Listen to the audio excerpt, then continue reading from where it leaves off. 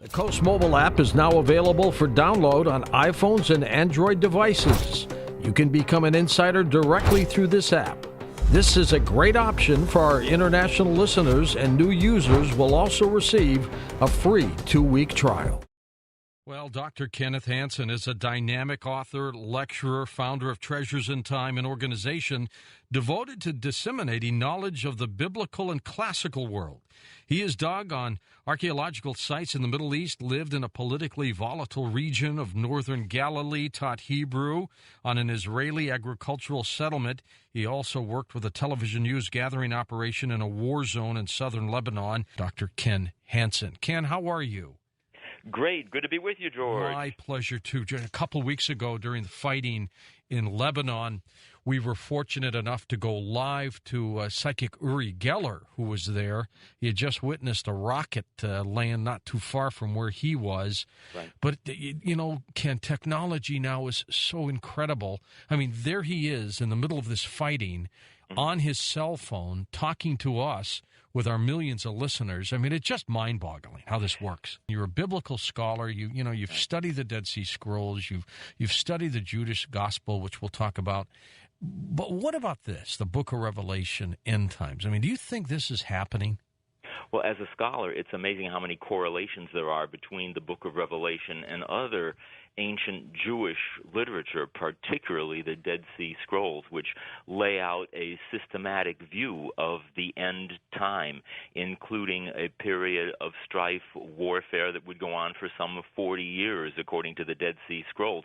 Here you've got the Book of Revelation in Greek, you've got the Dead Sea Scrolls in Hebrew, one coming from Christian tradition, one coming from a Jewish tradition, and as scholars, we find the golden thread, we find the correlation, and then we start asking, well, why were so many people thinking the same way?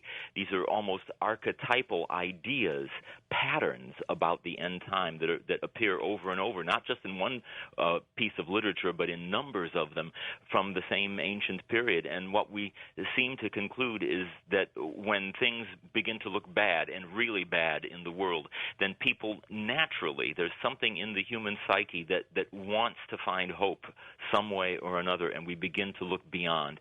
We begin to look beyond the mess that we're in, the world situation, as it were. In those days, the ancient Jews, as well as the early Christians, were directly threatened by a colossal evil empire, we call it Rome, that in fact came down with a fury against the land of Israel in those days and nearly wiped them off the map, certainly tried. So they began to look for some meaning, some pattern, some purpose in it all, and had to conclude that history is going somewhere. It's not just random, it's not just haphazard, it's directional. And this idea of history being directional, of going somewhere, is fundamental to our entire Western mindset, the Western worldview. It's what makes Judaism, Christianity, and, yes, Islam, really all on the same page, and very different from other systems in the world, by the way, which don't see particularly any rhyme or reason or direction. So I said all that to say that while things can look terribly bleak, and we begin talking about, indeed, the end, and we've got situations now which unbelievably could rush us toward the end of days by anybody's estimation. Sure. But nonetheless, we see reason, we see hope, we see some direction in all of this, and that's what people have to hope for. The blows of history are not random, said the wise man.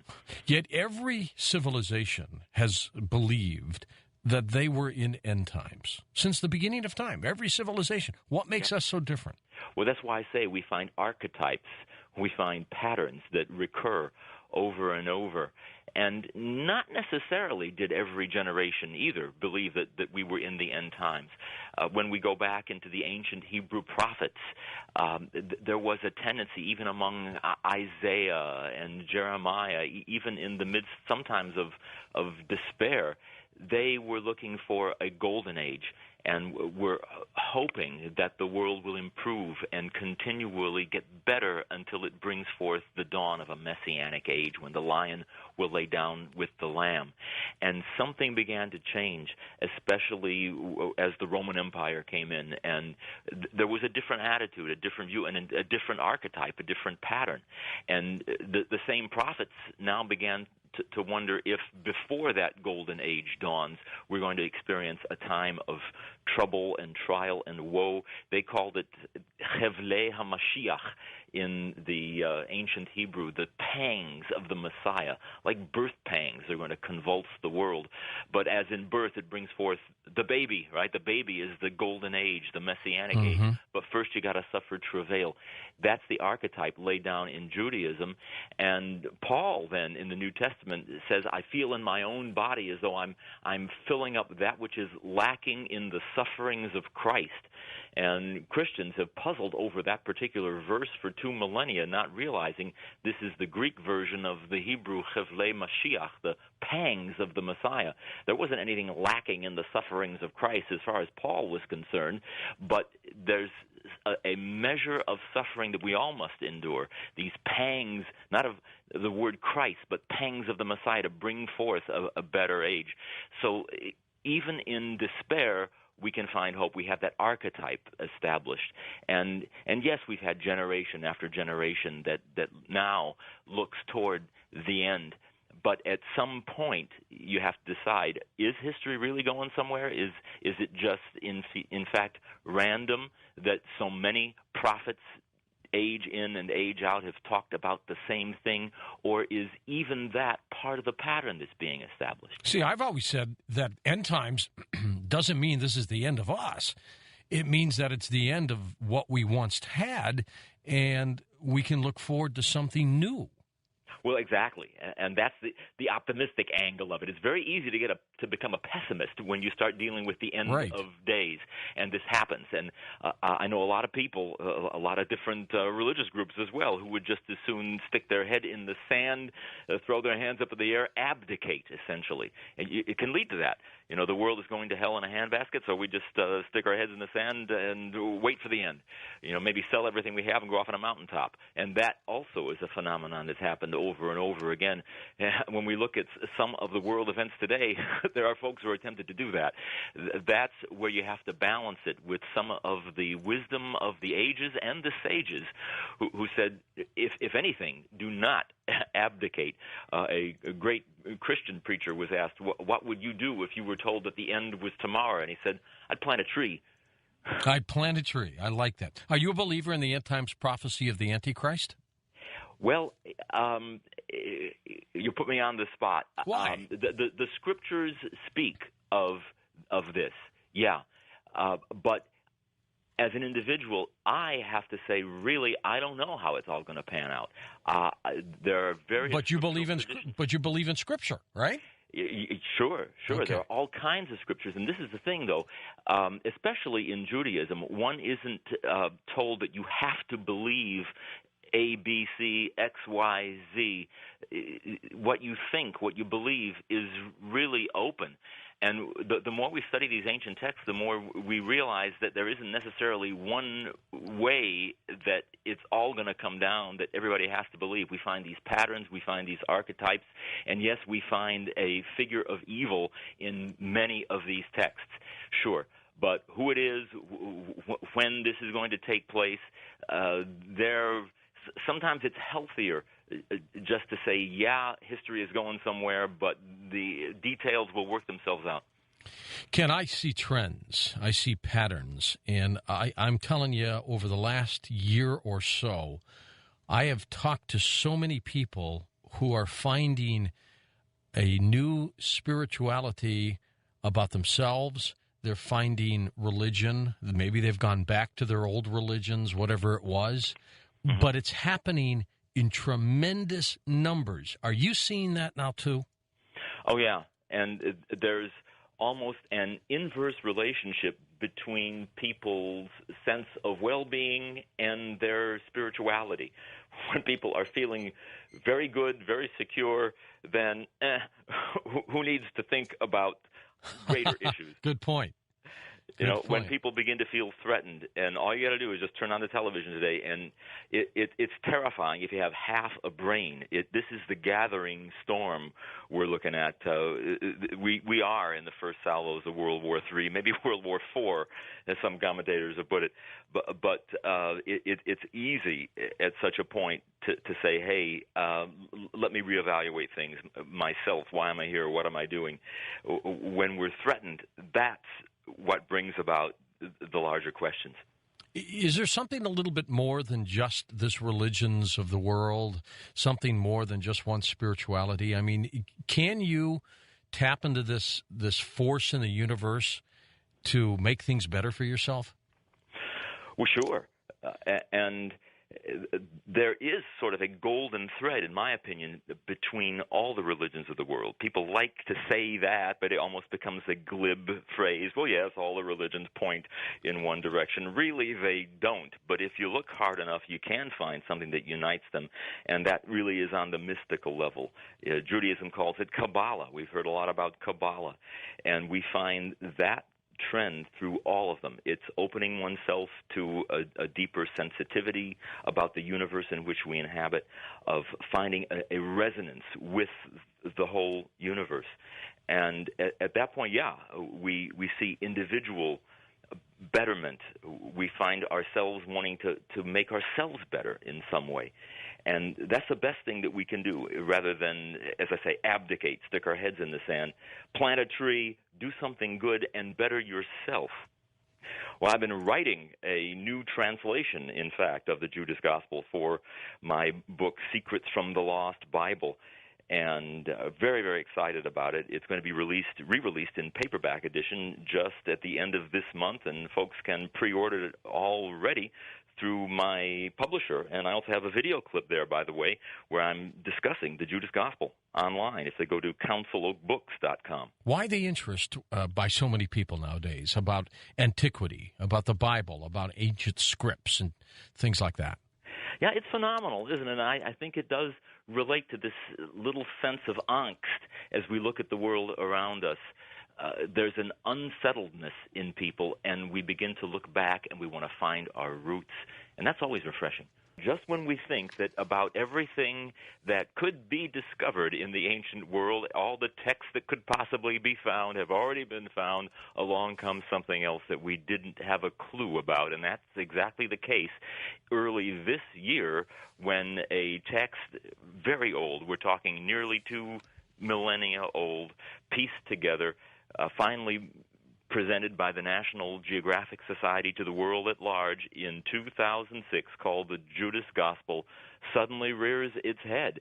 And it took the whole world by storm, no question about it, because we've got here a text that represents a whole branch of ancient, early Christianity, which in fact went extinct, the Gnostics.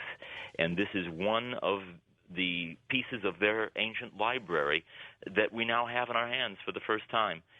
It basically gives us an inkling of a special relationship between Jesus of Nazareth and the arch villain of all times, Judas, and suggests that, in fact, there was a very close relationship between Jesus and Judas, and that the horrible betrayal of Jesus at the hands of Judas was, in fact, something that Jesus counseled, condoned, agreed upon, even wanted Judas to do. So rather than jumping all over Judas, maybe we ought to realize, hey, he did the world a favor, because if Jesus were supposed to die, then here is the individual who brought this about, who actually fulfilled a divine plan. Was he, though, a willing participant in that? You know, did he truly get advised by Jesus? You know, was he told, look, Judas, we got to do this. It's got to be done. We got to do it for humanity. Or, you know, did he do it based on some of the historical perceptions that we've had all our life? Well, we're told that there was a long, not only relationship, but series of discussions between Judas and Jesus, in which Jesus revealed the secrets of the universe. These are the Gnostic secrets of the universe. Yeah, there you are. I almost lost you there, Kenny. Yeah, these are the Gnostic secrets of the universe that Jesus reveals to Judas over an extended period of time before that final Passover meal. So this wasn't something that was just on the spur of the moment. Judas was made to understand the divine purpose in it all, and then only at the end does Jesus say, look, you are actually going to release me in doing this. The concept was that the material body is just a shell, and we need to be released from it, essentially. And Jesus, in order for the divine spirit to be released into the world, needed to be crucified, needed to resurrect, needed to enter into his disciples and believers thereafter. So this is something that had to happen as part of the divine plan. And many mysteries of the universe are revealed to Judas during this period of relationship between them, and they're meticulously recorded in rather cryptic language in this Judas Gospel. What's your take on the Da Vinci Code, the fictional Da Vinci Code? The fictional Da Vinci Code, while it's a great work of fiction, as a lot of people have noted, there's not a lot factually that really supports some of the major conclusions. But this I will say, the farther we go back in the Da Vinci Code, the more factual it gets, the more it rests upon. The closer it gets to the present day, in talking about Opus Dei, for example, the Catholic organization, there's really not much to that, in the opinion of most competent researchers. But when you go back and speculate, for example, about a relationship between Jesus and Mary Magdalene, well, here we have another Gnostic text that says there was a special relationship there. In the Gospel of Philip, where we're told that Jesus kissed her on the... And then there's a little hole in the text, and we're not exactly sure where Jesus kissed Mary, but he kissed her, right? And so there was some kind of special relationship, and maybe, in fact, this was his wife, as some would speculate. Now, what happened after that is much harder to guess. The Da Vinci Code suggests that perhaps Mary took the child of Jesus and they went to France ultimately, and the line of Jesus ended up in Europe. I have a bit of a different take on all of that. I think that the family of Jesus, his descendants, if he had physical descendants through Mary, let's say, which is quite possible, went east, not west, went east into Transjordan, into an ancient city called Pella. And it's there in the archaeology today. Folks can visit it and set up shop as an early Christian Sanhedrin, as it were, and represented the Jewish face of Christianity for about a full century, well into the 2nd century of the Common Era. That was really the true face of Palestinian Christianity. If you want to get to know what Jewish Christianity was like, you got to look there, not so much at Paul. So I'm involved in quite a bit of new research on that angle. What kind of evidence, Ken, do you uncover to back up some of those theories? Well, we've got not only the New Testament book of James, but we also have the book of Jude, and we think that both of those are representative of the Jewish face of early Christianity and the descendants, the heirs, as it were. That's a term we can hang on them, the heirs of Jesus, including his brother James, but we're told he had other brothers as well, and the early church fathers, even though this is not in the New Testament, but the early church fathers, as historians, write about his extended family and says he had quite a family, as a matter of fact. The New Testament does say he had other brothers and sisters, right? So what happened to them? Where did they go? Right. And if anyone knew Jesus personally and knew his teaching personally, would it have been Paul, who knew him the best? Actually, Paul never met him. He met him in a vision, we're told, but he never knew Jesus personally. This was his own family. And the church fathers tell us that during the Great Revolt against Rome, which we spoke about in an earlier segment, when the Roman Empire decided to crush Judea with all of its imperial might, we're told that the early church in those days fled and went to Transjordan, settling in the city called Pella. This also dovetails into our discussion of the end time, because they were convinced that this was the end time. They saw Rome coming in on them, and they decided it's time to get out of Dodge. Now, had they remained in Jerusalem and not concluded that this was the end time and not fled, they would have experienced the same fate as the other inhabitants of Jerusalem, and that was extinction. And I'm convinced with the book of Revelation in their hands, which I think actually goes back to a Semitic Aramaic origin behind the Greek. So here is how, as a Hebrew scholar, I'm working with New Testament documents, convinced that this comes out of a Jewish world, out of a Semitic world. They read the book of Revelation just like we read the Dead Sea Scrolls today, which were also apocalyptic and end-time oriented. They concluded, we're in the end time. This is it. We better get out. And they fled. The book of Revelation, chapter 12, speaks of a dragon which opens its mouth and spews forth water. And modern readers of Revelation have no idea how on earth to relate this to anything. Well, if you know the topography of the land of Israel, that's the Jordan River. And it says that the earth swallowed up the water, and that the woman and the man-child came across in safety. So this is an image of Mary, of perhaps the child she carried, or perhaps just an emblem of the church itself, the Jewish church, as the waters of the Jordan River went down in the summertime. It was possible to ford them, to escape to Pella. The book of Revelation is history of the great revolt against Rome and the escape of the Jewish church and its salvation, mind you, to Pella in Transjordan. It's really amazing. How important is the Dead Sea Scrolls to all of this?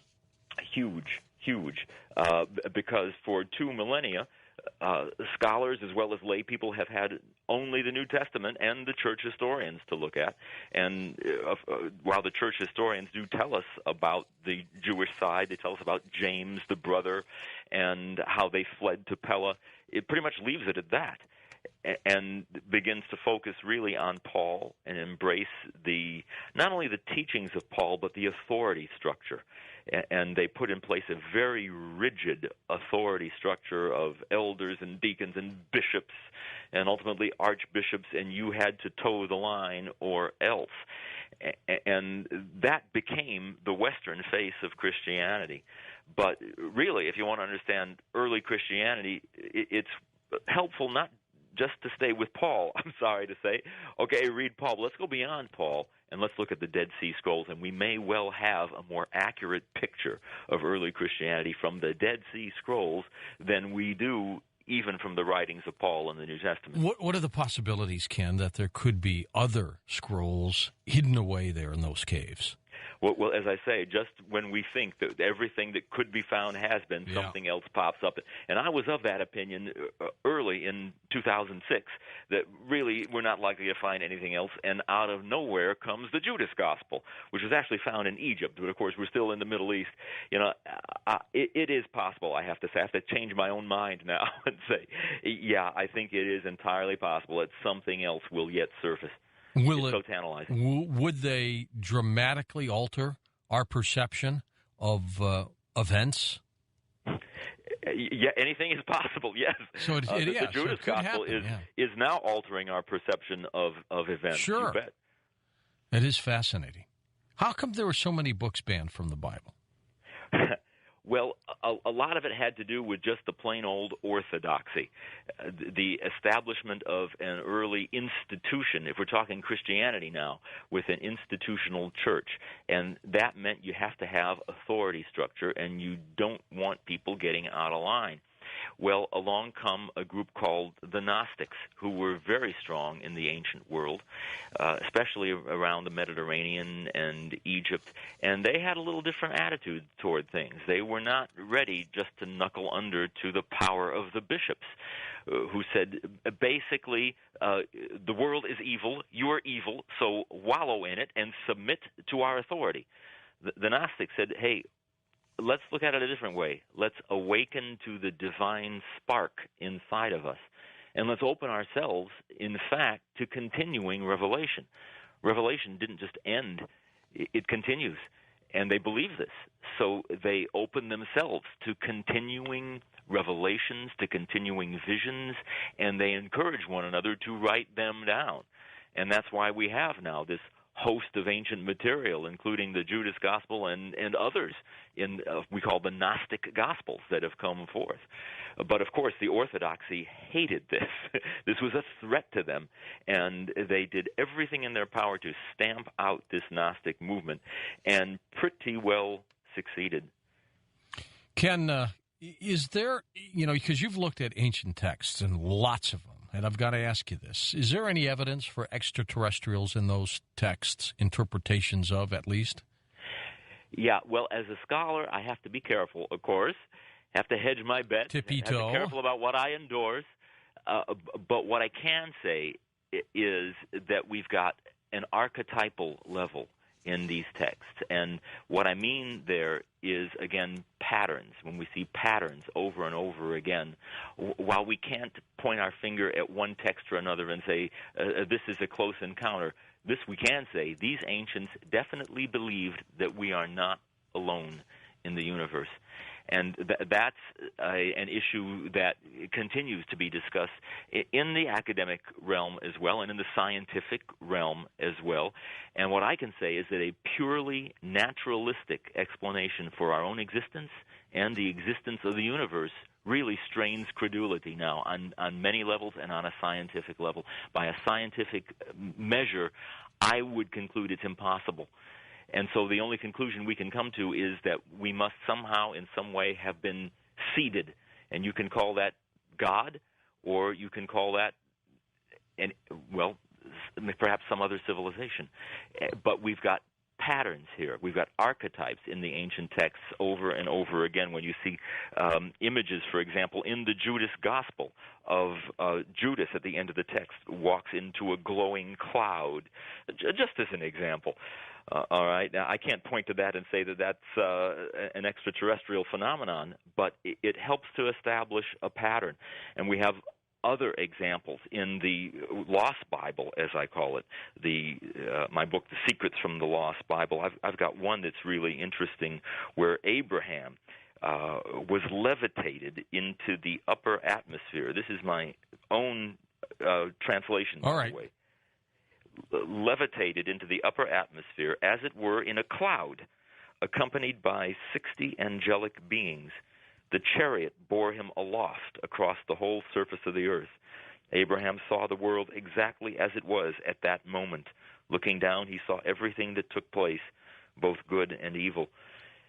What do we say about that? Sounds like a craft to me, Ken. Well, I tell you, could be. Again, as scholars, we have to hedge our bets here. We can't prove things or claim things that we really can't prove, but we look at patterns. And you got to say that this is interesting, and the ancients did not believe that we're alone. They believed that the universe is a far more complex place than a simple naturalistic explanation would allow for. They believed in multiple beings in the universe. You can take that any way you want to, George, but they believe Well, you know that. Which way I'll take it. Yes, I do, as a matter of fact. And this is something, by the way, that got a lot of the Jewish texts in trouble, being a Judaic scholar.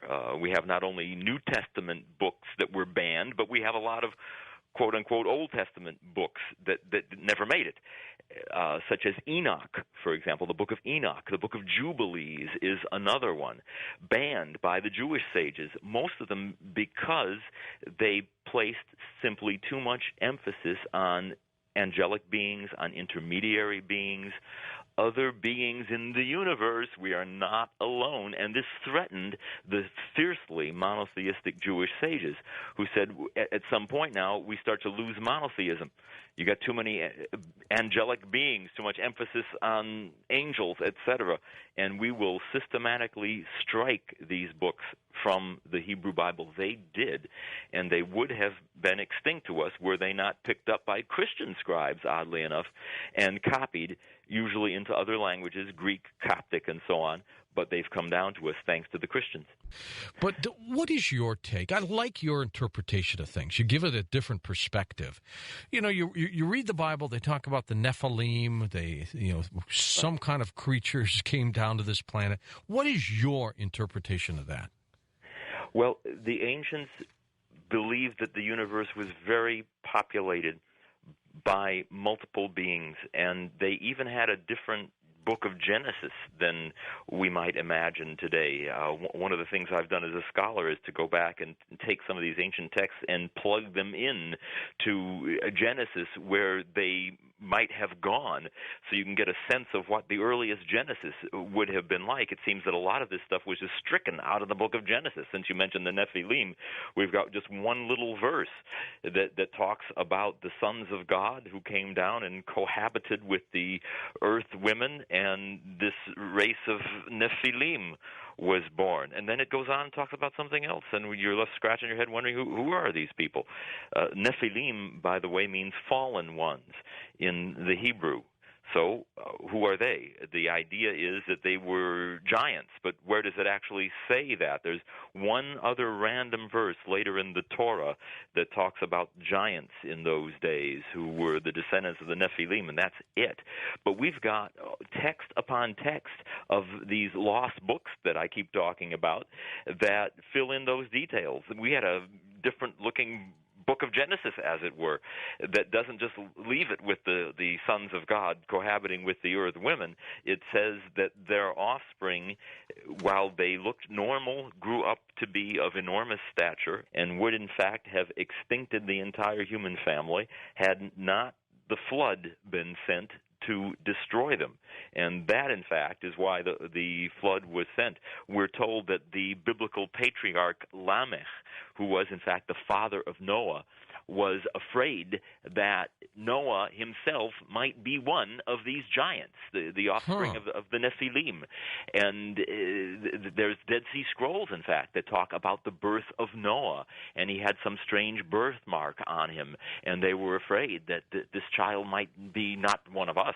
And so Lamech goes up, he ascends on high into some realm called Parwain, some mysterious realm. It's called Parwain in the ancient Hebrew, and speaks with Methuselah and asks Methuselah, who's already up in the hereafter, what about my son Noah? Is he one of us? Is he one of the Nephilim, perhaps? And he is assured that this son Noah is fine. He is, in fact, a savior for your generation. Don't worry about it. But interestingly, Methuselah was the son of another biblical patriarch called Enoch. Enoch was perhaps the first prophet in humanity. His name, Hanoch, means wisdom or education. And the prophecy he gave was in the name of his son. Methuselah in Hebrew, Metushelach, means when he dies, it will be sent. And sure enough, in the year that Methuselah died, the flood was sent. So all these little details emerge about the Nephilim, about this race of half-breeds, as it were. And the flood, rather than just punishing humankind for its wickedness, was sent deliberately to keep us from all being devoured. And the Nephilim would be totally different from fallen angels, correct? Well, the word does mean fallen ones. Oh, it does? It means okay. Nafal in the Hebrew means to fall. Huh. So the idea is, in fact, that the angelic hosts began to look down onto the earth and were attracted to earth women, and they left their divine state above and descended, and that's the idea of falling. They came down into the material realm. So how do we take that? Again, there's sort of an archetypal level in all of this. You can read the story as a fairy tale. You can want to take it more literally. You can also just talk about the whole idea of being attracted to the material world when our focus should be beyond, should be up there. Absolutely. Like these angels who looked down, right? They became entrapped in materiality and produced horror in the end. If your focus is on the material world, you produce giantism. Do you believe in the angelic realm, Ken? Do you think it's there, it's part of the universe, always has been? Yeah, personally, I do. Now, in the academic realm, of course, we don't argue religion. We just say these are what the texts say, right? On the outside of academia, then we can get into our own personal views and ideas. And I, like the ancients, don't believe that we're alone in the universe. Very much not. By the same token, I'm a monotheist, so I have to be careful also not to place too much attention on other beings. The Hebrew Bible allows for angels. Michael is one of the most prominent. We're told in the Dead Sea Scrolls that there will be some kind of pairing or union between Michael and the divine Messiah. So we got an angel and the Messiah in some kind of cooperative effort who generate or emanate, perhaps is the word, the divine judge of the end of days, Melchizedek. This is in the Dead Sea Scrolls. Yes. So we've got all manner of detail about angels, not only in the Hebrew Bible, but in these extra texts as well. And link it all together. And the authors of the Dead Sea Scrolls, Ken, were either great writers, storytellers, or there's a lot of fact to this. Which is it? Well, I think both. I mean, they were clearly gifted expostulators and interpreters. But beyond that, they were a product of their particular day and time, ancient Judea, and we see in these scrolls a real coming together of ideas that we find in Judaism, in Christianity, in Kabbalah, which is Jewish mysticism and ever fascinating, Gnosticism as well, the Greeks, the Persians. It's like an intersection of worlds, and all of this gets reflected in these people who really lived and were actually recording the ideas of their times. Well, it is fascinating, whatever is going on. It wasn't just their peculiar ideas either. Some people think, well, this is just the Essenes, it's just the way they thought. It had to be broader than that. They were reflecting popular ideas that were out there in ancient Judea that since have been, well, because of the church fathers as well as Jewish sages, these various books were extinguished, were suppressed systematically, and now we find books like Jubilees, fragments at least, cropping up among the Dead Sea Scrolls. So one would then have to assume that if the angelic realm is real, then the heaven and hell stories must be as well. Well, Jews actually came up with concepts of heaven and hell, though it's not something that Judaism focuses on today. Christianity certainly, but these ideas are all linked together. Islam has them as well. How do we understand heaven and hell?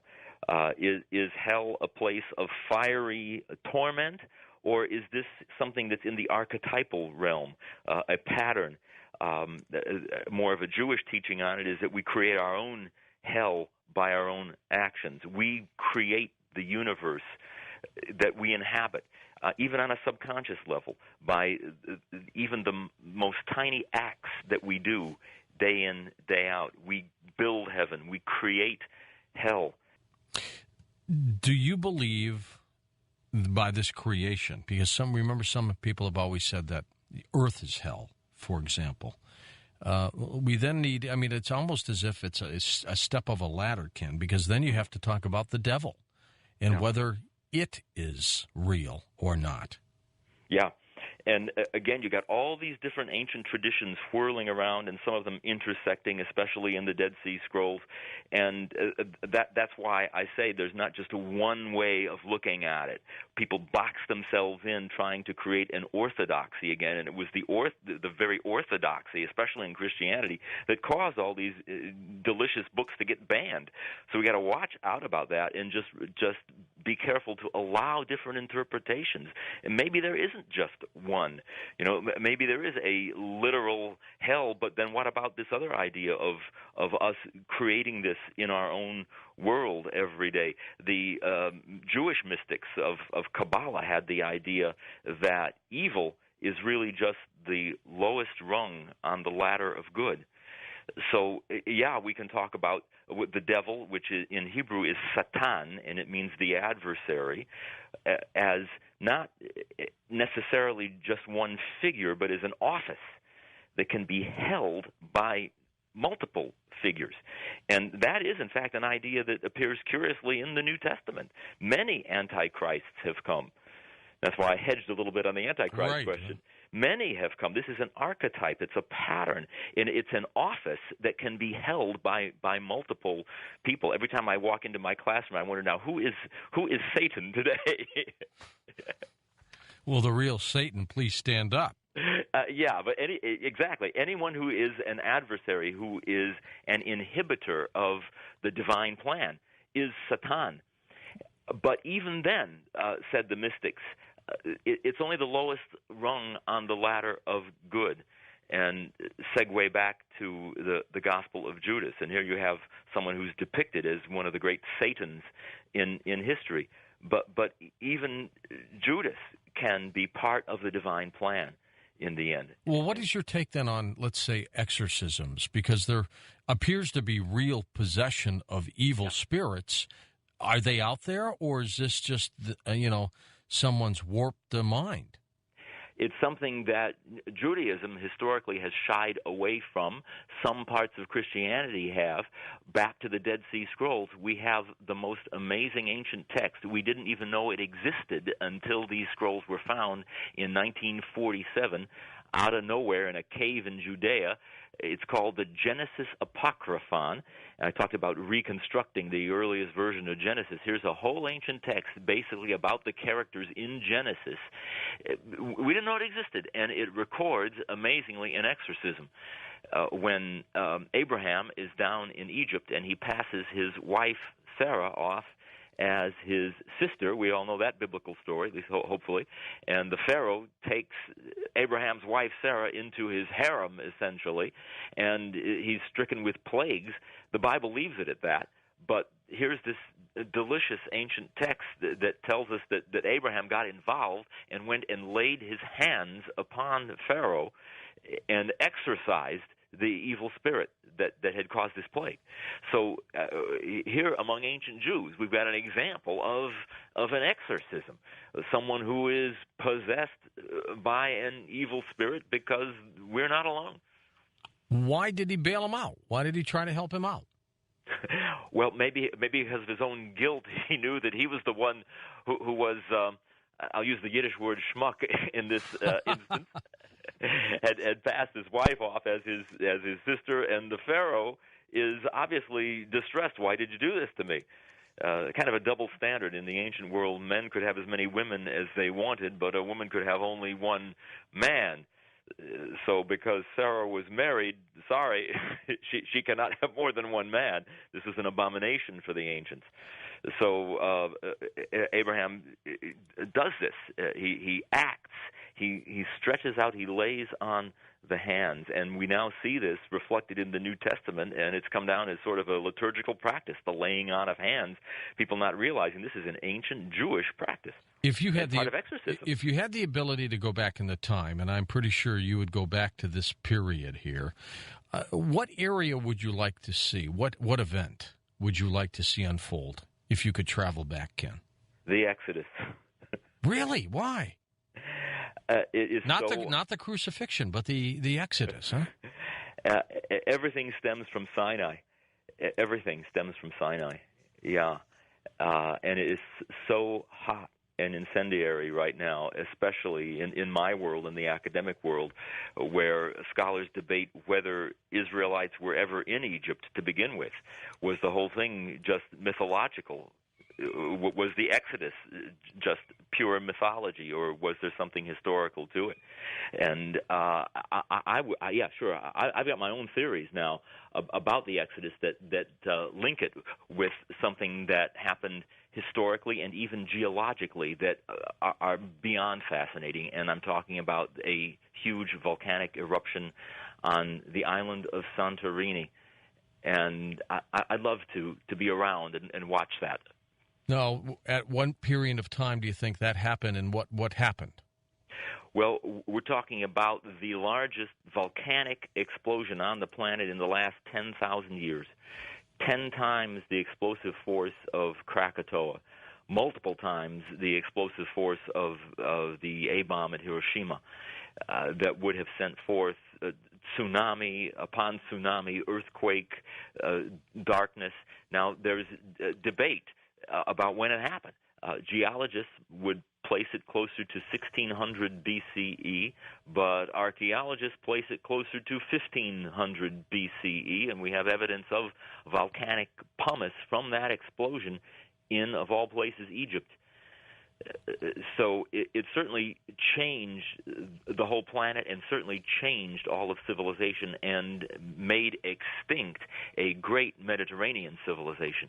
Do you think that was the cause of the Exodus? People escaping? I cannot help but find a correlation between the plagues described in the book of Exodus and this volcanic explosion.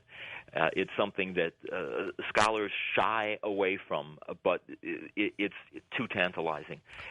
If we're looking for plagues, if we're looking for the sea splitting, for Pharaoh's chariots being engulfed in the waves, then either as academicians we have to just consign this to pure mythology, or we have to say, hey, can we find anything historically that is indicative of massive geological convulsion? And by golly, we have one event of this nature. And curiously enough, if you trace back the biblical chronology, and this is quite possible because the Israelites, they made sure that they recorded the exact years that every individual was born chronologically. You can trace it all the way back, and you come to a date of the Exodus at around 1470 BCE. Santorini explosion 1500. The Bible says 1470. That's tantalizing. How do we know that there is a God? Maybe all these ancient texts were based on events that they couldn't explain. They were natural events, like the volcanic eruption, and so they added to it some kind of supernatural perspective and created God because they had really no answers. Yeah, well, sure. A lot of fine scholars will say that. It's curious that in the academic world we can talk about basically debunking God, but we can't say much about promoting God. We really can't say anything about promoting God in the academic world. So on the outside of academe, to me, the most amazing thing is that science is where we prove it. Science is where we prove God. It used to be the realm of high philosophy that entered into questions about the existence of God. It's not anymore. Philosophy has devolved into a lot of linguistic analysis. Today it's science and it's astrophysics. And I'm endlessly intrigued by the impossibility of our existence without a divine being, without a divine hand. You don't have to worry about teaching theology in school. All you have to do is point out the fact that our existence, by every scientific measure, is just flat impossible. At the moment of the Big Bang, the universe could and should have turned out any number of ways except our own. It was designed. Ken Hansen is our guest. Ken, what is your take on Atlantis? You seem to tie that into some of your work.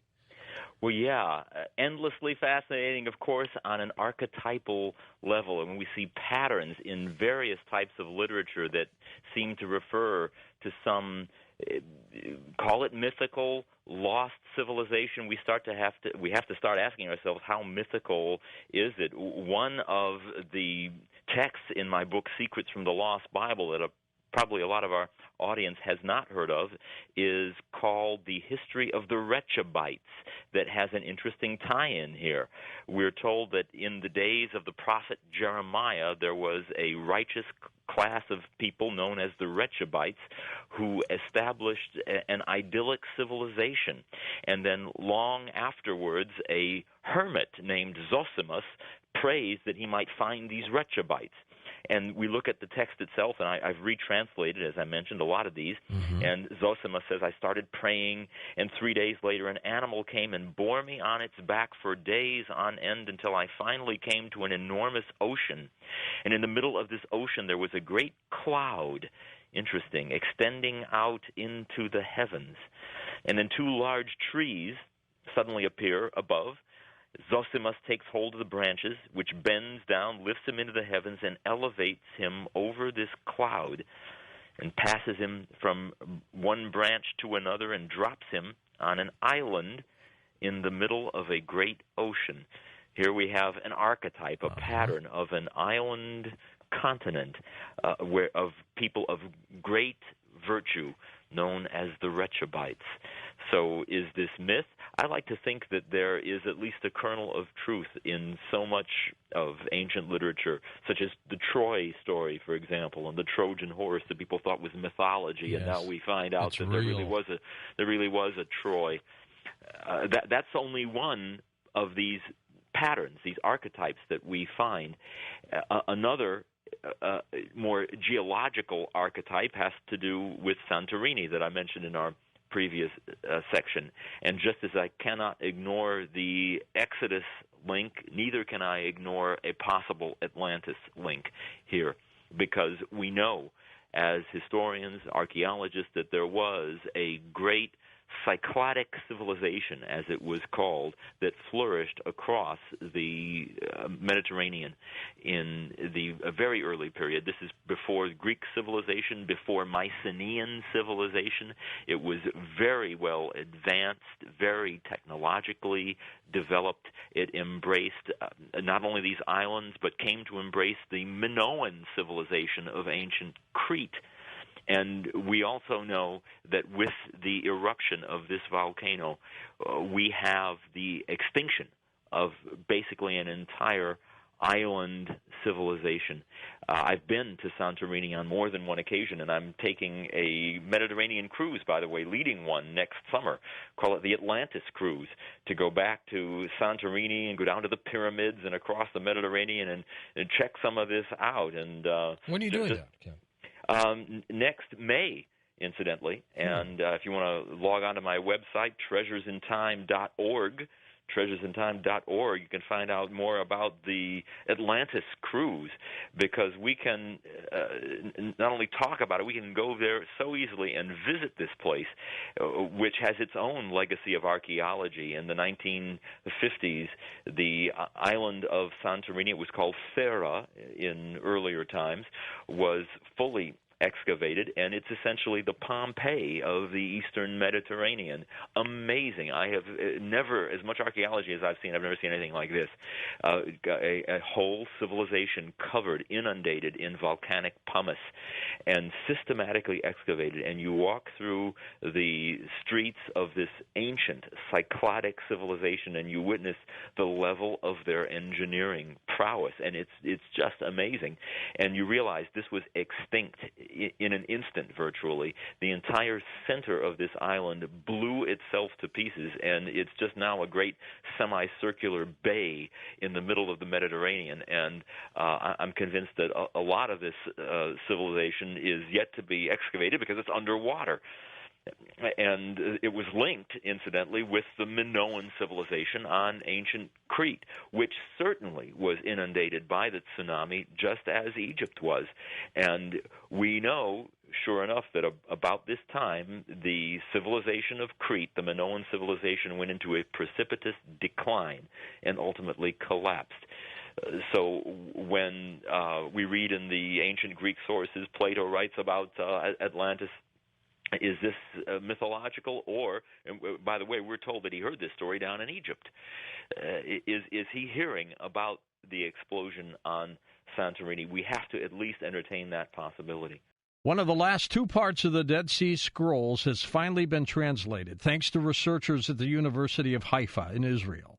They managed to put together 60 tiny fragments over more than a year, obtaining fresh insight into a festival that marked the changing of the seasons. But there's much more. First discovered in a cave in Qumran in 1947, there are 900 scrolls which make up the Dead Sea Scrolls. Together, the collection is considered to be the oldest copy of the Bible in known existence. Up next, Dr. Ken Hansen joins us as we talk about the Dead Sea Scrolls. What's new with you these days? Oh, my goodness. I'm working on a whole series of video textbooks, in fact, that I've made available on my new YouTube channel. So what we're actually teaching in class about the biblical, the classical world, I've decided to put on video in a new, lively way. They're like mini TV shows with beautiful editing, and we put them out there on YouTube for everybody. How do they find you there? Just go to YouTube and type in Kenneth Hansen, Ken Hansen, whatever. It'll take you right there. Okay, super. Now, there's also a link on my website, incidentally, which is linked to you. All right, good. This new discovery of the Dead Sea Scrolls, dramatic? Very. You know, I like to tell people if you're looking for sensationalism, you don't have to make anything up. You know, there's nothing more sensational than biblical archaeology because there's always something new, always something exciting. Just when you think that everything has been discovered, everything has been written about and talked about, ad infinitum, along comes something that just rocks the world. And here we've got the assembly of this whole series of Dead Sea Scroll fragments, 62 of them actually, pieced together from this whole horde of tiny little pieces discovered out in the Judean desert in 1947, quite by accident. What a story. Puts Indiana Jones to shame. It really does. Now, for some people who may be brand new to the program, they might be younger people who might not be aware of what the Dead Sea Scrolls might be, can kind of explain to us what they are, who were the authors, and what they mean. Well, we've got to go back to the year 1947, just 2 years after the end of World War II. The location is the lowest spot on the face of the earth. We're talking about the Great Jordan River Rift Valley, more than 1,200 feet below the level of the Mediterranean Sea. It's the lowest spot on earth. It's a moonscape out there. And right in the middle of that moonscape is this sea. It's actually an enormous lake of salt. We call it the Dead Sea. It's 7 times saltier than ocean water. Nothing lives there. It's dead. And this moonscape all around about, there's just a few desert shrubs and bushes. There are some flocks of sheep and goats, and of course the Bedouin tribesmen who tend their flocks up and down across the western shore of the Dead Sea. Well, one afternoon, this Bedouin shepherd lad, his name was Muhammad, discovered that one of his sheep was missing, and he starts looking along the western shore of the Dead Sea, sticks his head into every nook and cranny. He starts throwing stones into this series of lonely desert caves up in these chalky marl cliffs that pockmark literally the western shore of the Dead Sea, thinking, well, if my goat has gone astray, if I throw these stones into the caves, it'll frighten the animal out into the open. And he hears nothing except something sounds like it's a breaking inside, like breaking pottery. And he crawls his way through that narrow cave entrance halfway up the side of a cliff and discovers this whole series of earthenware clay pottery jars leaning up against the cave wall. And they'd been there for 2,000 years. And he begins to pry open these jars and discovers this big bundle of something inside. He doesn't know what it is, hauls it out of the jar, takes it back to his Bedouin campsite, and they're greeted by these series of ancient parchments on this leathery material. Again, they have no idea what they are, but they've discovered the first of the Dead Sea Scrolls. They're written by an ancient Judean sect 2,000 years ago, back in the days of Jesus and before, written in ancient Hebrew. And that's just the beginning of the story that brings them to the United States and then back to the state of Israel. And not only do we have a series of more or less complete parchment scrolls, uncannily preserved, beginning to end, that give us the oldest copies of the Hebrew Bible known to exist in all the world, but there are literally hundreds of additional texts. And by the way, there begins a mad dash after the initial discovery to comb every cave in that entire vicinity, that entire region. And who can get there first, the archaeologists or the Bedouin? And the Bedouin come upon one very important cave in particular. They called it Cave 4, cave number 4. Mm-hmm. The Bedouin found what amounted to just piles and piles of fragments, parchment fragments. Now, our friend Muhammad, the Bedouin, found more or less intact scrolls, complete and entire, inside these jars. But in this one cave, they were buried in the floor for some reason. These original scrolls just rolled out flat in stacks, piled on top of one another, and then covered over with sand and debris, and left there for 2,000 years. And some water seeped in, and then you've got bat droppings, and worms got at it. So in the end, it's tens and tens of thousands of teeny tiny pieces, some no bigger than a postage stamp or a thumbnail.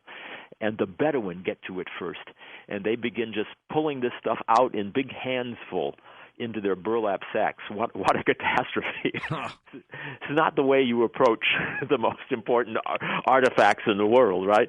But eventually, the government of Jordan pays them for every square inch of parchment that they will turn in. And thousands of fragments start pouring into the Jordanians, who assemble them in the basement of an East Jerusalem museum. And now geopolitics gets all involved, right? Because Jerusalem is a divided city, and there's a war about to break out, and the east half is in Arab hands, and the west half is in Jewish hands. There's an East Jerusalem museum called the Rockefeller.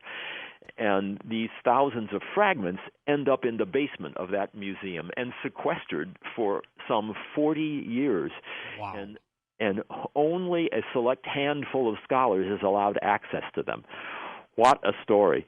And then all the scuttlebutt and all of the speculation, what could be in there? What are you hiding in there?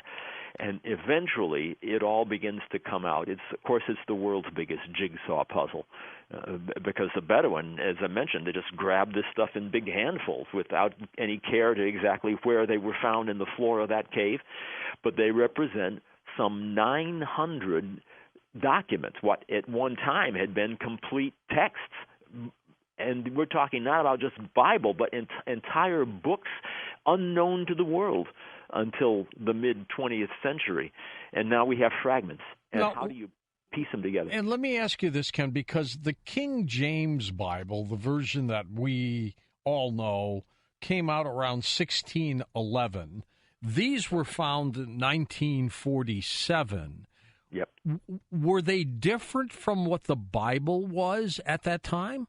Well, we've got entire portions of the Bible, some entire scrolls. For example, the Isaiah scroll gives us the complete scroll, the complete book of Isaiah, like in the King James Bible. Of course, this is the original Hebrew. So now we compare the original Hebrew with texts that we've had all along.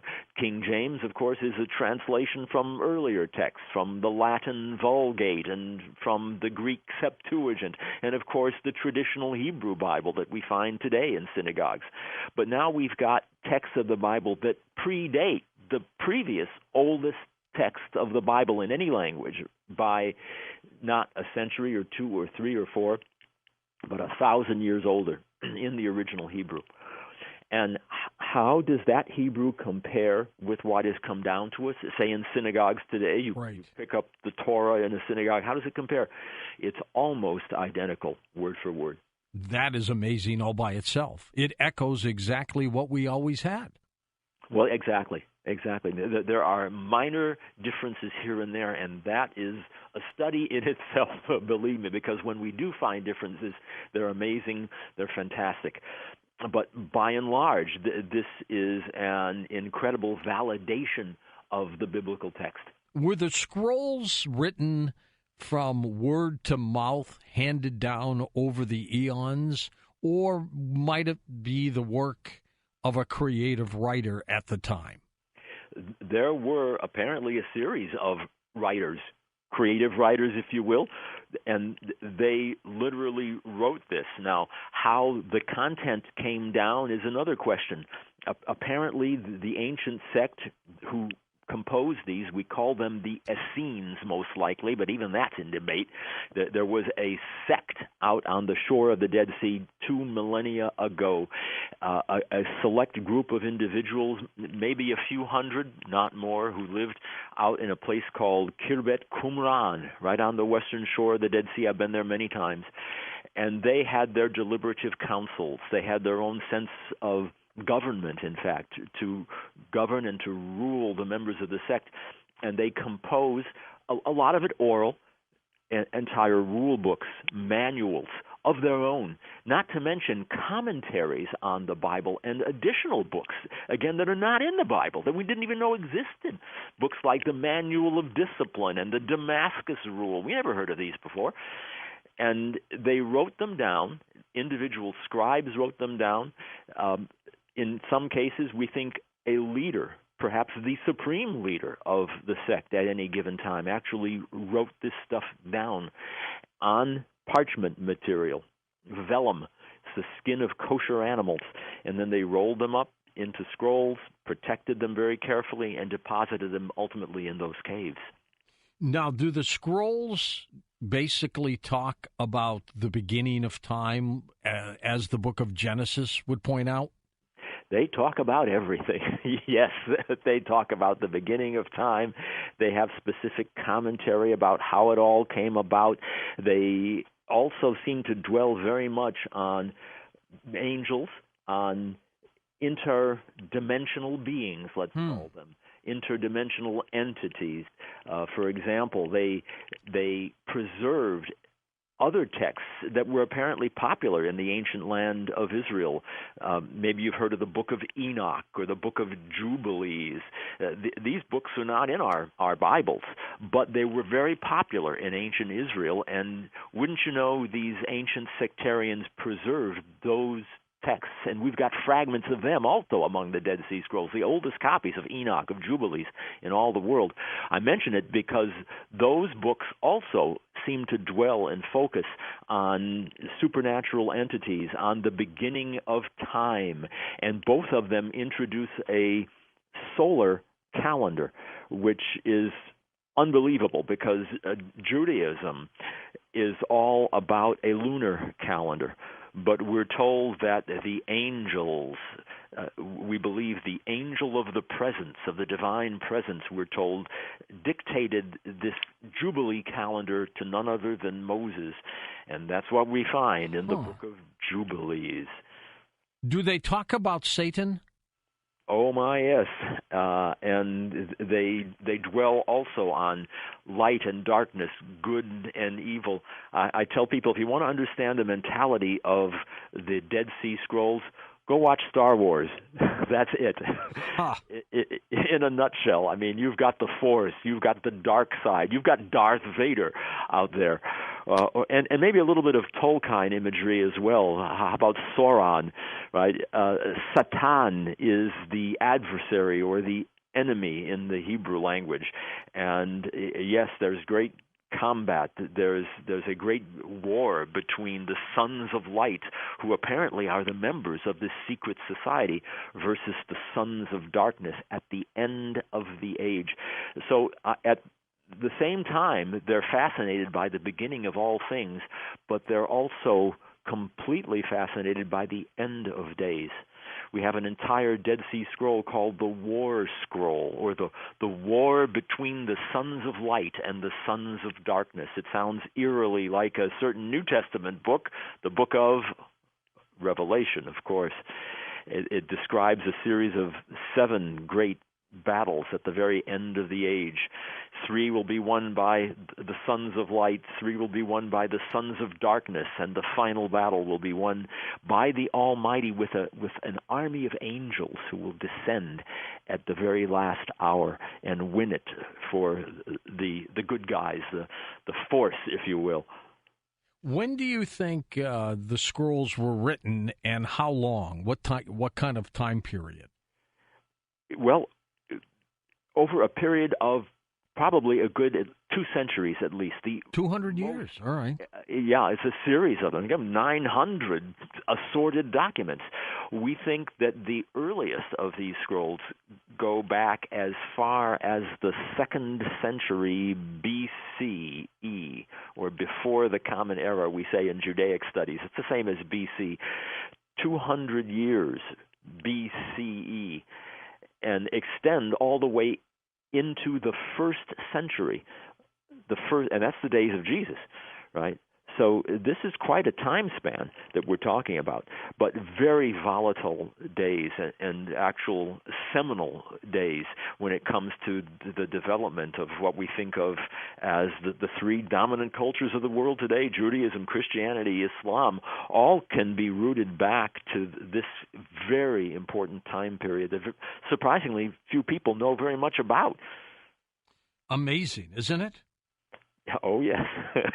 Amazing. That's all you can say. You don't need to make anything up, and there's always something new. So here we have these fragments pieced together, 62 tiny little pieces. Now, the fragments that were sequestered for some 4 decades finally came out slowly.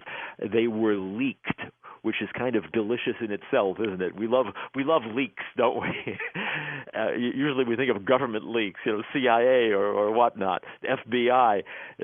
Imagine Dead Sea Scroll leaks, but it happened, and certain people got their hands on at least portions of this hoard of fragments in this museum, right? And leaked them, even published them. Then there were lawsuits. The scholars who were writing Herd said, well, you have violated copyright on the Dead Sea Scrolls. Can you imagine? By leaking these. And there were lawsuits, seriously. Wow. Ken, are there many scrolls still either not deciphered or read that are still in their containers? Well, presumably, this is one of the last 2 undeciphered Dead Sea Scrolls. So this entire hoard of thousands and thousands of fragments that slowly leaked out has, in fact, been deciphered, most of them even translated, although it doesn't do much good to translate a tiny scrap here and a tiny scrap there if you don't know what order they go into. So it's out there now, in spite of all the lawsuits. We've got one more that these particular scholars from Haifa University, Eshbal Ratzon and Yonatan Ben Dov, are still working on, trying to piece together. But, I hesitate to say that anything is finally complete, finally all done, all undeciphered, because as soon as you make a statement like that, something else comes to light. You know what I mean? So I was reading part of the deciphering, and they talk about the Olive Harvest Festival and the Feast of Wine. Big deal. What does this mean? Yeah, well, to folks who are not too familiar with the ancient society of that day, that might not mean much. But to those of us who study this, to the scholarly community, we know pretty much what ancient Judaism looked like. And in some respects, it was all over the place. It was not like Judaism today that is completely codified, and you have exact festivals, exact times. We know exactly when Rosh Hashanah is, when Yom Kippur is, when Passover is, etc. That's traditional Judaism that is observed to this day, obviously. But in ancient times, you've got this renegade sect. And again, I'm going to call them the Essenes, though I have to be careful because not all of my colleagues agree that these were the Essenes. We can also just call them the Dead Sea sect. And wasn't Jesus an Essene?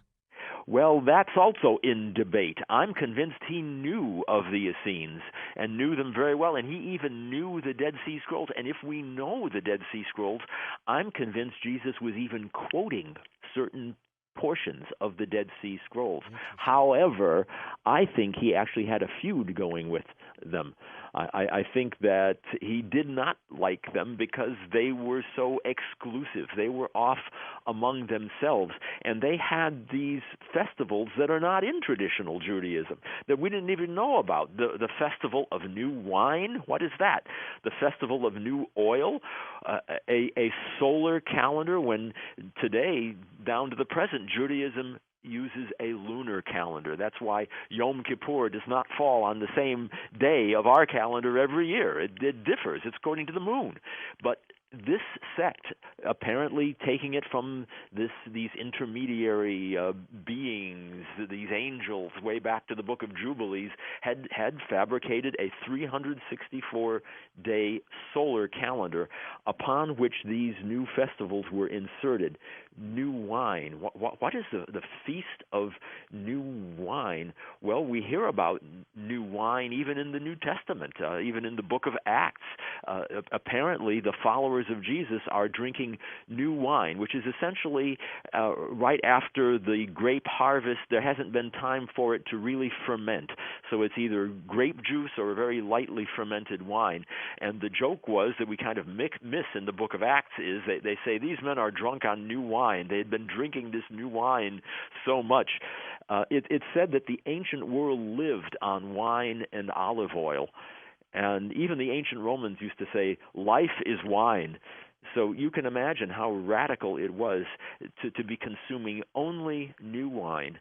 And apparently there was such a fixation on ritual purity that they would not even trust wine except it was completely new, or olive oil unless it was completely new. And maybe that has to do also with their sense of apocalypticism.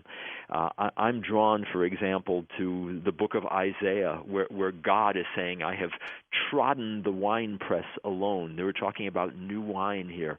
I have trodden them in my anger. And that, by the way, is the source of our battle hymn of the Republic.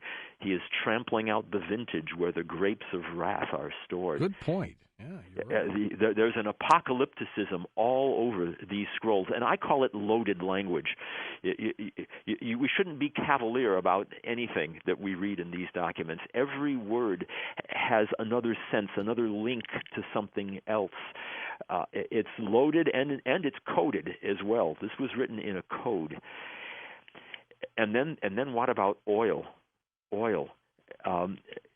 There was a special feast of newly pressed oil, and that was all that they would use, because otherwise its purity could not be guaranteed. And even that draws us to some apocalyptic imagery. The time at which this festival was to be celebrated was just 2 weeks before the Feast of Trumpets, or we call it today Rosh Hashanah, which is the beginning of the year.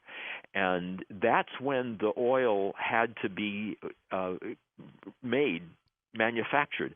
And it started with the olive tree. It had to be shaken. It had to be beaten, a certain shaking and beating of the olive tree that, to me, it symbolizes a lot of what? Shaking, quaking, earthquakes, natural disasters. The ancient Hebrew prophet Haggai said, "Yet once more will I shake the heavens and the earth." This is powerful stuff.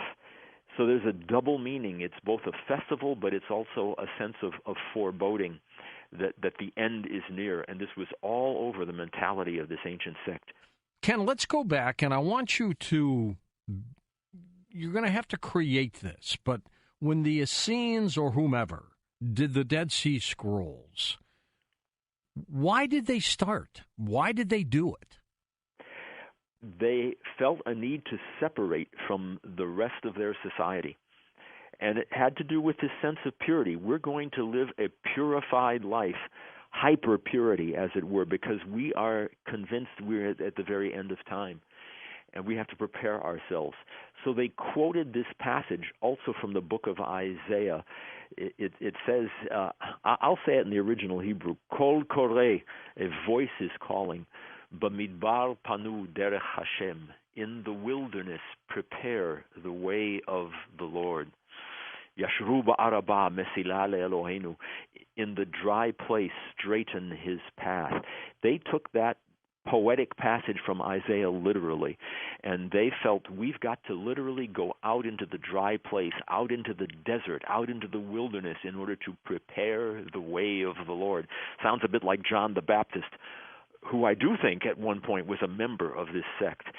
And so they went out there to create an alternate society, eagerly anticipating the Messianic age to come. Do you believe the writings are real? And when I mean real, I mean what they contain. How do we define real? Yeah. They had certainly powerful spiritual experiences, metaphysical experiences. Today we'd call them paranormal. Our paranormal experience is real. It's interesting as a scholar because scholars rarely go into what the writers were actually experiencing, and I think that's a shame. We just look at the texts and imagine that they must have just contrived and manufactured. They were just writing stories, and who knows what they were experiencing. We don't go there. It's a shame because they must have had powerful metaphysical, quote-unquote, paranormal experience. And were those experiences real? Who's to say? Who's to say? Maybe so. Well, since you've been doing your research into this area, and there are others who do it too, is there a consensus here? Is there a consensus about what they were experiencing? Yes. No. In academics, let me tell you, George, there's no consensus about anything. Who the writers were, when they were written, et cetera, et cetera. There's theories on top of theories. Some even have suggested that these were the earliest Judeo-Christian writings. So the thinking is all over the place. But we need to take it seriously. We need to ask serious questions. What was going on in their heads? What kind of experiences were they having? They talk about angels. They talk about, Jacques Vallée would call them interdimensional beings. And I love Jacques Vallée, a real scientist who looks at the whole, of course, UFO phenomenon, but he sees traces of similar type of phenomena in different societies all over time, all through history, and written about, in fact. And he says there's got to be something to this. And that's where I think we need to be, beyond just literary scholarship. Well, there's no doubt about it, Ken, but the whole thing is not only perplexing, it's exciting, isn't it? It's exciting. And I also, while we're on the subject, should share a certain theory that I espouse and I agree with, that going way back into ancient Israel, there was a renegade group of priests. You know, back to King David's time. What people probably don't realize, King David appointed 2 high priests, 2 of them. One of them ends up the power broker who actually anoints David's son Solomon. His name is Zadok, and he starts a whole priestly dynasty who are in charge. They're the powerful ones. Ultimately, way down centuries later, they morph into this group called the Sadducees.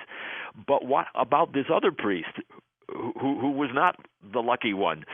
David appointed 2. This other priest, his name was Abiathar. Some may have heard of him reading the Old Testament. He goes off to a city in the north of Israel called Anathoth.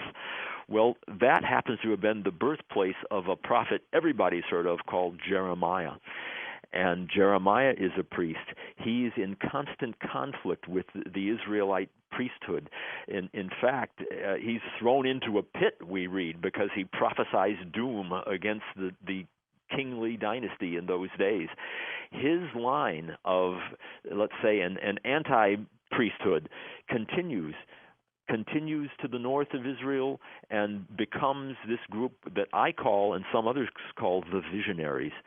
And I love this. This is a scholarly term, the visionaries, because they cultivated spirituality. They were a disenfranchised group of priests who were felt alienated and marginalized, but they were looking to divine visions, as it were. And they cultivated spirituality, and I believe also what we'd call paranormal experience. And their group continued on and morphed into a group of ancient Hasidic Jews. You know, we think of modern Hasidic Jews. We don't realize that there were ancient ones. They didn't wear black coats and side curls, but they were true ancients. They were part of this umbrella visionary group who ultimately gave us the Essenes, also gave us the Judeo-Christians, the Jesus movement, and other groups. We call them the Enochians, who espoused Enochic Judaism, the book of Enoch that talks all about the heavenly watchers. And my goodness, it's a whole folklore and amazing stuff. Are the Dead Sea Scrolls and the Book of Revelations one and the same? Are the Book of Revelations in those scrolls? Actually, the Dead Sea War Scroll predates the Book of Revelation. They do. By at least a century. Revelation came down to us in Greek, although some of us look at that Greek text and think, gee, it sure looks Semitic, as if it were originally written in Aramaic, which is a kindred language to Hebrew. And then that got lost, and what came down to us was Greek. But we can go yet a century earlier, and we've got this Dead Sea War Scroll, also very apocalyptic. So they're cut from the same cloth, from this visionary cloth that I was talking about, that is sort of an anti-establishment group, cultivating spirituality, metaphysical experience. But it was all about, it was the same. So what does that tell you? Where they echo things that are so similar? Yeah, the cloth was the same. You could trace it all the way back to this renegade priest in the days of King David, marginalized, cut out from the power structure. And so they cultivate what they can. They don't have power. They don't control the temple. They cultivate metaphysics. They cultivate the paranormal. That's the cloth from which all these groups are cut, and all of them in tension with the theocracy of the day. It is truly one of the most remarkable discoveries, I think, of modern times, even though it started in 47. One of the most remarkable discoveries ever, because we've got an entire library here of ancient documents, and this, the newest. Now, we have databases of these fragments. I have them on my own computer that I work with all the time, where we have, actually, it's done by computer. You can actually look at each fragment, and we've got the original Hebrew writing there. But the task has always been to put them together. So when you get this new text, this new scroll that's been combined from these documents, that's a remarkable thing and gives us so many insights. This calendar alone is remarkable because it may help us to resolve a problem with Jesus and the Last Supper. And what was the problem? The problem is that if Jesus' Last Supper was a Passover meal, which most people think it probably was, well, when did he take the Passover meal? Well, it was Thursday night, correct? Because he was crucified on Friday. And the bodies had to come down from the crosses, we're told, because it was the preparation day for Passover, which just happened to fall on a Saturday that year. Well, wait a second. When is the Passover meal supposed to be taken? The night of the Passover, the eve of the Passover, which would have been Friday night. That means Jesus took it a day too early. Why is that? I have a good friend and a colleague, a Judaica scholar, who's fascinated with Jesus research, and he lives out in suburbs of L.A. He's a marvelous fellow who came to our university and argued strongly that Jesus' Passover meal, it was not a Passover meal. This Last Supper couldn't have been because it was too early. Well, I'd like to resolve that problem, because what if this calendar that we now see revealed in this new document, this solar calendar, not lunar, were out there in the general population? Is it possible that Jesus and his disciples were going according to the solar calendar? In the solar calendar, no Jewish holidays fell on a Saturday. None of them. They fell on a Wednesday. Huh. Oh, we always thought they were Saturdays, didn't we? Well, according to the lunar calendar, it changes every year. Yeah. Passover can be any day, but on that particular year, if we read the Gospels, the traditional Jewish calendar put it on a Saturday. If Jesus were using the alternate calendar, the Dead Sea solar calendar, which I think was much wider than just the Dead Sea, he in fact could have had his Last Supper as a Passover meal following the solar calendar earlier. Ken, throughout the history of mankind, we have always dabbled with the thought of what happens when we die. These texts, what do they say, if anything, about NDEs, near-death experiences? Yeah, it's interesting because, again, it's like giving us a backstory to what the Bible itself tells us, which is, as I mentioned, pretty sparse. It doesn't mince words in terms of a text. The Bible just gives us a running story and then moves on. But then you wonder, what about some of the other experiences these biblical characters must have had? What was it like when they died, for example?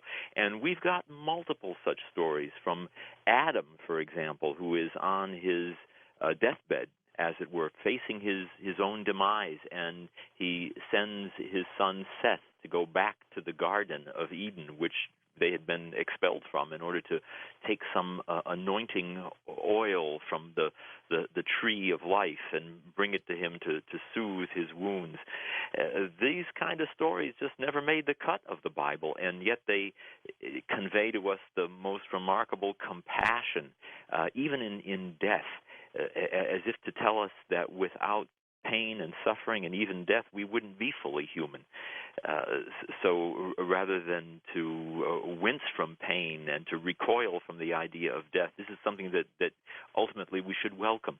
But beyond that, we've got some very curious experiences from the stories about the patriarchs. Abraham, that I mentioned earlier, who is taken up into the heavens. And here you have sort of a combination NDE and ET experience.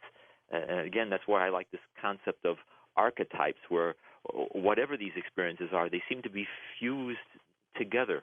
He's brought up and given a preview of what the next life will be. And it's not the only one. We've got the testament of Isaac. That's Abraham's son.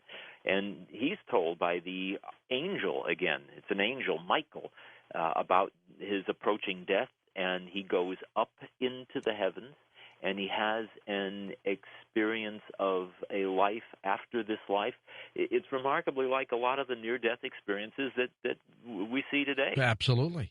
Absolutely. And even more remarkable from my standpoint as a literary scholar is that these people are changed by it. When you talk to people today who have an NDE, invariably, it's not just the experience that's remarkable, it does something to them. They have no fear of death. They're changed individuals. And it invariably, they say, I wish I didn't have to come back. But Isaac, for example, he comes back with basically a series of admonitions, sort of a living will that he passes on to his own family on how you should live well. This has changed him. Don't kill with the sword, he tells them. Don't kill with the tongue. Watch what you say. Don't be angry after sunset. Don't accept too much praise. Don't rejoice at your enemy's downfall. And, oh, yes, he prophesies the Messiah. Now, let's get back to the, if we can, the revelations from the angel Gabriel, if it was an angel, of course. What did they say? Yeah, I so love talking about this new Gabriel revelation and the tablet. Again, some claim that it's a forgery because, after all, it's written on stone and not on parchment. But we have to be careful about becoming too skeptical in the scholarly community, and I think that often destroys some of the inherent curiosity that we have when we read here about an apocalyptic vision of the archangel Gabriel. Gavriel is the Hebrew word that means a mighty one of God, and Gabriel is communicating, if this thing is not a forgery, some remarkable concepts and ideas, because it is clearly referencing a period BC, right, before Jesus was born even, and yet it's talking about some character who will die, and then it says in the Hebrew from this tablet, Leshloshet Yamim Chaye, in 3 days live again. That is amazing. And this is BC, if this thing is not a forgery. All right. Yet the Jewish faith today, and has historically disallowed the fact that Jesus was Messiah and that he rose from the dead. Well, yes, but my new book actually addresses a lot of these fine points.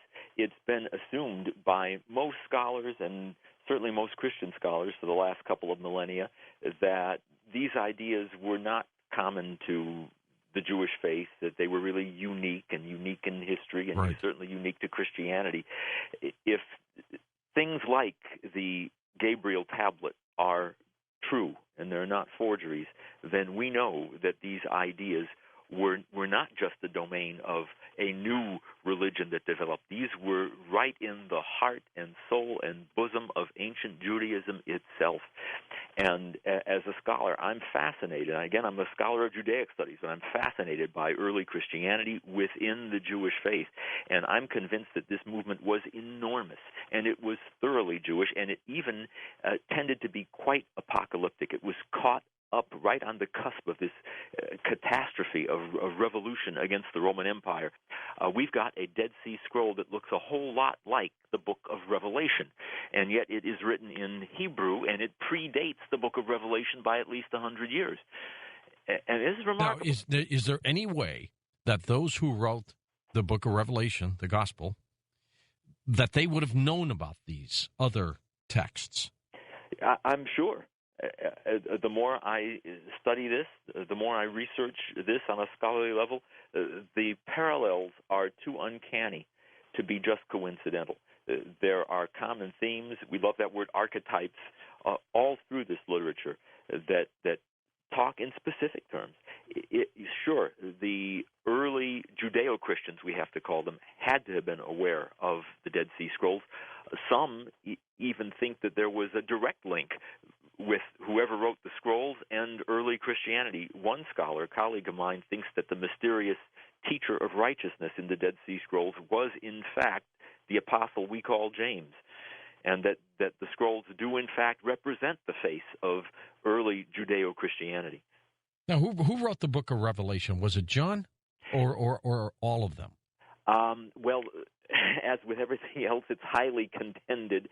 I think that the book of Revelation has very early roots, that it did derive beyond John. From pardon? Way beyond John, I bet. Well, from the original disciple called John the Beloved. And that is considered, what can we call it, a very traditional conservative view among a lot of modern scholars. But I think there's material to support that this is a very early text, that this beloved disciple probably communicated this tradition, this material, to somebody else, probably lived in Ephesus, who then set it down ultimately in Greek. So you have a Greek overlay of this very early disciple who knew Jesus personally and who communicated these messages, not in Greek. I'm convinced, among a few others, that the original text of the book of Revelation was Semitic, Hebrew, perhaps Aramaic. These are kindred Semitic languages that then was transmitted into Greek. And if you're dealing now with a Semitic text, you even have a closer link with the Dead Sea Scrolls and their very curious scroll called the War Between the Sons of Light and the Sons of Darkness, apocalyptic Hebrew text of the Dead Sea Scrolls that dovetails with the book of Revelation and yet predates it. What do they say or write about evil, the devil? Does that ever come up, Satan? Oh, yes. Yeah, they believe that the universe is dense with intelligence, but that there is a dark side of the force, if you will. If we're going to go to the non-terrestrial type of paradigm, we can think of it that way. It's very Star Wars-ish. In fact, when I teach my students, I always bring in Star Wars analogies. You've got this power in the universe that you can tap into either for good or for evil. And sure enough, evil is said to abound. They saw it in the Roman Empire, and they were wary enough to communicate hidden messages. And in the book of Revelation, we find cryptic messages. It's like a code that actually encourages this Judeo-Christian movement to flee the city, to get out of Jerusalem just at the right time, and I'm convinced to head across the Jordan River to the east, avoiding the flood, and ultimately settling in an ancient site in Jordan called Pella. And we have it in the archaeology today. they succeeded, I'm convinced, and continued to live there for centuries into the Common Era as a Jewish Christian movement. So we have to be careful when we conceive that the Jewish people just rejected Jesus as the Messiah or rejected these ideas of Christianity. They were all Jews, his followers, at least in the East. They were all of them Jews. And these concepts, while not held in Judaism today, were apparently alive and well in the ancient world. Do the documents specifically talk about Jesus, or do they just allude to him? They allude to him. Yeah. They allude to him. But when you have, for example, in this Gabriel revelation, this messianic language that talks about a Messiah who appears to be a son of Joseph. And that's really curious, because there is a cryptic passage in the Talmud, the Babylonian Talmud. This is Jewish religious literature read to this day that talks about the Messiah, son of Joseph, and then just goes on to another topic, and all kinds of speculation as who is this Messiah, son of Joseph? And of course, this is Jewish literature. Are we getting Christian here? But perhaps there was a Jewish tradition that there would be a messianic character born to one named Joseph, as we know Jesus was. And then we find this other interesting word in this same Gabriel tablet that I mentioned earlier in our discussion. The word is Merkava. And I'm reading from the Gabriel tablet. This is their Merkava. Merkava. This is that word we translate as chariot. It was in a Dead Sea Scroll that we read earlier, the Song of Sabbath Sacrifices. Here it is, the same word in this newly discovered Gabriel revelation. Ken, why can't we take all these texts, the Bible, and find historical references to them physically, such as in Noah's Ark up there on Mount Ararat or wherever it is? Why can't we use this as a like a roadmap to go find these things? If they found Noah's Ark up there on Mount Ararat, wouldn't that tell you that the Bible is accurate? It would to me. If they found the Ark of the Covenant, for example? Well, that too. Sure. Well, there have been attempts, even from the very beginnings of biblical archaeology as a science, which began formally in the 19th century. One great archaeologist, William Foxwell Albright, used to boast that he would take a Bible in one hand and his spade in the other as he would go through the archaeology, and absolutely saw archaeology as confirming details of the biblical text. Now, in more recent years, Albright and his protégés have gotten trounced by more revisionist scholars and archaeologists who are known as minimalists. They're trying to prove that just the opposite, nothing can be substantiated by archaeology, and that nothing in the Bible actually occurred. Almost it's like if it happened in the Bible, it must not be true. A storybook. Sure, and even worse, because this is deliberately contrived to mislead people.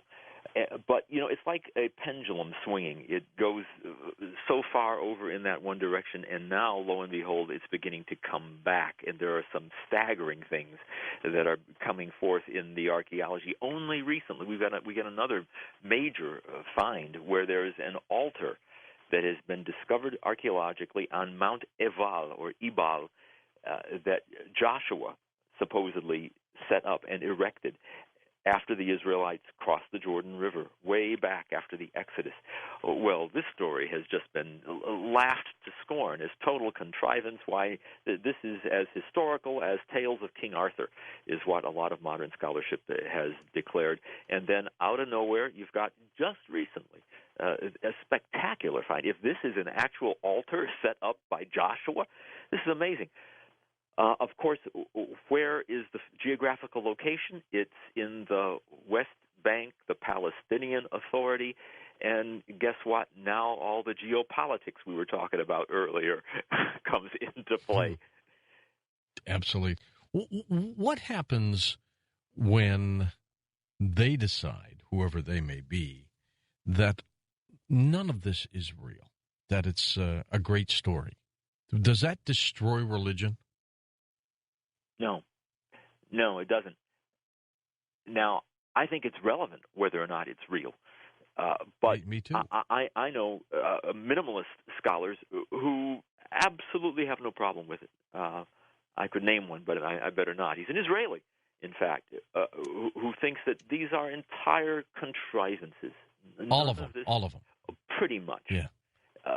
But he says it doesn't affect my faith at all. When I go to a Passover Seder, it still is very meaningful. These are rich and beautiful stories. It's part of our tradition, and he's happy with that. Well, fine, but we can sit around an archaeological discussion group and really haggle out what's at stake here. And there is a lot at stake. There is really a lot that touches not only faith, but, as I keep mentioning, the modern state of Israel and its very existence, its very survival. If Israel today as a state is to survive, then it needs to be based on something more than just clever contrivances and stories, or why are we here anyway? It means a lot to modern Israelis. I can tell you that the biblical archaeology program at the Hebrew University of Jerusalem today is exploding with students and with applicants, in spite of the fact that it's maybe the most grueling archaeological program on the planet. I mean, you'll be very lucky to get through in a decade. But that's what it's like when you've got another discovery. We've got now possibly the discovery of King David's palace in the old city of Jerusalem. I was just there. That's last incredible. summer, surveying this ongoing dig now. David even was dismissed as being ahistorical, as being as historical as King Arthur, if he existed at all. And that was what was predominating for the last few decades. And now, whoops, has we got his palace. The entire palace, was it just covered? Was it when you said the dig? I mean, yeah. How far underground was it? Well, covered up. Yeah, anywhere from 10, 20 feet of rubble has accumulated on all of this stuff over the years. Over the years, Jerusalem is one huge archaeological dig, and they built on top of things, didn't they? Oh, well, sure. And a lot of it, though, again, is in the Arab side. In this case, of Jerusalem, East Jerusalem. So in order to dig there, now there is politics involved again, and the Palestinian Authority is not too pleased with this sort of archaeology. But it's a powder keg over there, and the archaeology and the politics, everything combines in uncanny ways. But hugely important. Again, if Israel is to survive as a nation, they have to believe that they just didn't drift through space and suddenly land in where they did. That there's some sort of divine hand and providence, if you will. And here are our texts to prove it, and now here's our archaeology. Does anybody, though, Ken, ever try to decide, let's assume this is all real. There's a God and everything else, all right? Just for a moment, we'll assume it's real. I believe it's real, but let's assume it's real. Yeah. Do they ever question how? How is there a God? How it started? Did the texts ever allude to that? Other than Genesis, that always said, things were made in 7 days. He always was. Mm-hmm. It's the one presupposition I can say in the Hebrew Bible, anyhow. That is the one thing that is just taken as a given. Everything is debated. Everything is wrestled with. Especially angels, for example. Yeah, but the existence is a given. Huh? Of God is taken as a given, and it definitely sets the Israelites apart from any other people. Certainly in the ancient world, they were the only monotheistic faith. And they described, I'll say this additionally, they described God not in terms of what God is, but in terms of what God is not. Jim, welcome to the program. Looking forward to this tonight. Well, thank you very much. I'm looking forward to being on here. I'm a big fan of the show. Oh, thank you. Now, you're not an archaeologist, but with your background, you've really been able to do some amazing things, haven't you? Yeah, it's incredible that that a guy with my background would be able to decipher something like this. And really, I didn't decipher it. I just I put the pieces to the puzzle together. Excuse me, and that's how I came up with a it's just a conglomeration of information, but I put it in exact order. Every single word was deciphered. Took a translation and used it to come up with the exact details that I needed, and Georgia came out amazing. What got you interested in this whole field? Honestly, I'm a big Bible nut. I love to study the Bible. I'm very pro-Israel. And what I did is I was online, and I was going through Israel. It was Israel National Radio, and they had a Bible study program on there. It was primarily from a Jewish perspective.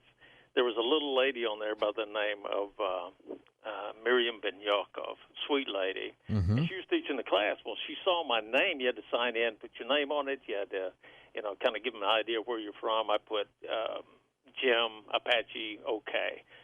And she noticed it, and she said, Jim, where are you from? She sent me a text, and I told her, well, I'm from Apache, Oklahoma.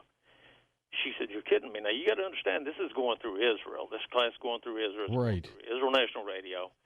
And she told me, she said, oh, my gosh. She said, I'm in Apache, Elgin, Oklahoma. Well, Elgin, Oklahoma is like 7 miles from where I live.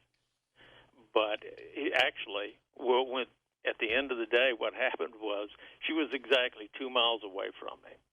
And here she is teaching a class out of Israel. And what she did was she introduced me. She was an old buddy to Vendel Jones's wife, Anita.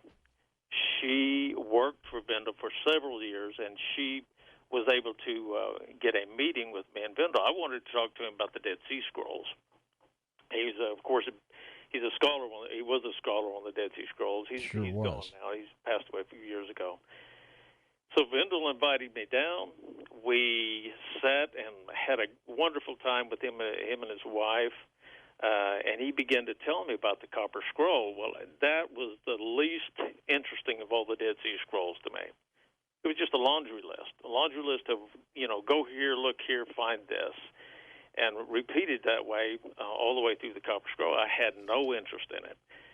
And he said, well, what are you interested in? I said, I love the prophecy. I love the information, biblical information that I can glean from the Dead Sea Scrolls, and there's a lot of information in there about biblical things. Well, I said, okay, tell me what do you know about the Copper Scroll that I don't understand? He said, Jimmy, it's got more prophecy in that one scroll than all the rest of them put together. And I listened to him. That got your ears perked up. Oh my gosh, yeah, it really got me perked up. And as he went through it, and he was explaining the things that he knew about it. Now he and I differed completely. Whenever I finally did my evaluation of that scroll, we differed greatly on where the items were located. But I agreed with him that the Copper Scroll, I believe, was created at the time of Jeremiah. Which would have been when, Jim? BC-wise? Yeah. Well, the common thought about that is in 586 BC, 586. about the time of the destruction of the temple. I disagree, and we'll talk about that later. But for right now, let's just say that 586 BC, and we'll go from there. Okay. That scroll, he began to explain that it listed items from the temple. And when he said that, I said, okay, show me. And he showed me on the scroll, and it's called the ephod. That's the breastplate that the high priest wore on the Day of Atonement whenever he went into the Holy of Holies. And I thought, oh, my gosh, if that thing is there, what else could be there? Well, as I studied it, and I'm going to jump forward into the future quite a bit, I didn't start studying the Copper Scroll. I met him in June of 2006, and then we went. I began to study it on my own in December of 2006, and I found out that there was even more to it than that. There's a possibility that there's going to be some amazing biblical artifacts that are listed on this scroll that could possibly be found if in fact my research is correct. Now, this scroll, the Copper Scroll, is it just one as opposed to the Dead Sea Scrolls?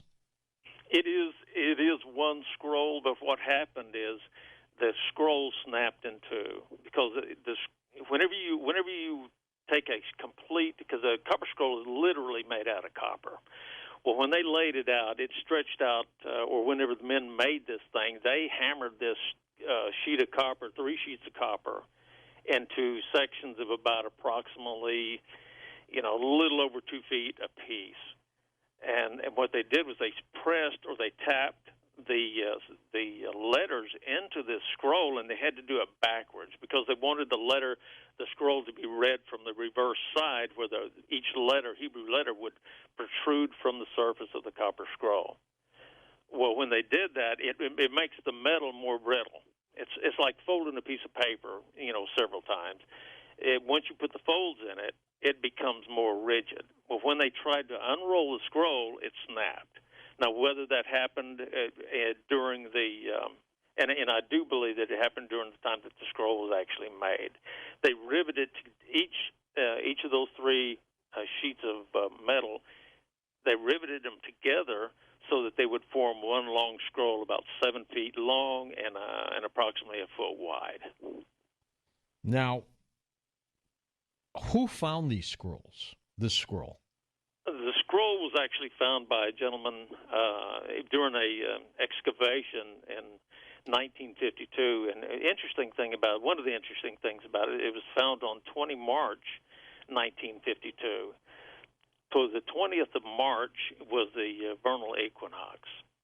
The vernal equinox is whenever the men at Qumran, they go in on a solar calendar. You had a gentleman on your show several months ago, I think in January. His name is Ken Hansen. Yes. Wonderful guy. He knows Jewish history like nobody else. I mean, yeah, amazing. He is a true scholar and a great guy, too. He and I are friends.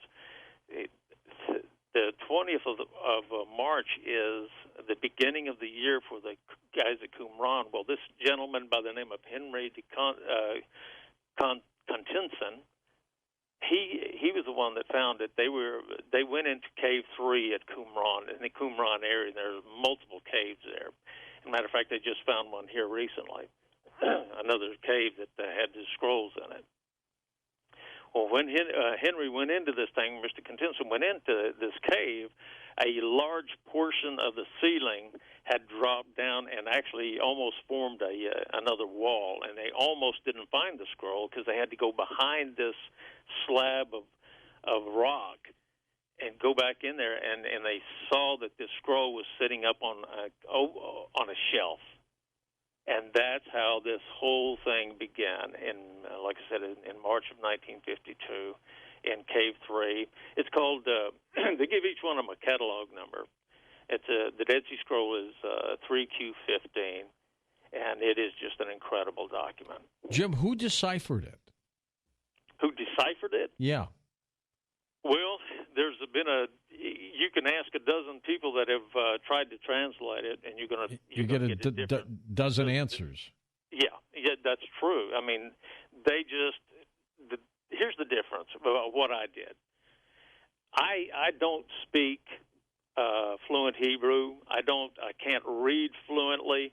However, I was an investigator. And what investigators do, you don't know the story until after you begin the investigation, and you have to put the pieces of the puzzle together. Well, rather than take information that I've learned over the years through college courses, university courses, linguistic courses about Hebrew, I just simply would take the Hebrew word, and it was in ancient Hebrew, which is a little different from the Hebrew today. But I recognized all the letters because I'd been studying the Dead Sea Scrolls for years. So I took each word, I found it, now listen to this, I found it in a biblical concordance, a Strong's concordance. I wrote down the catalog number, and I wrote down the meaning for each and every word within the scroll. Now, there are multiple words in there that were repetitive: gold, silver, and under, and cubits. All the words that were repetitive, I just went in and plugged them in as I went. For example, everywhere that it said silver, I put the word silver above that word in my research. Then I just went back in and filled in the blanks.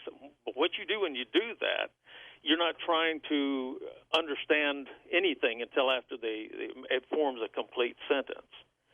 Well, the key to this is this.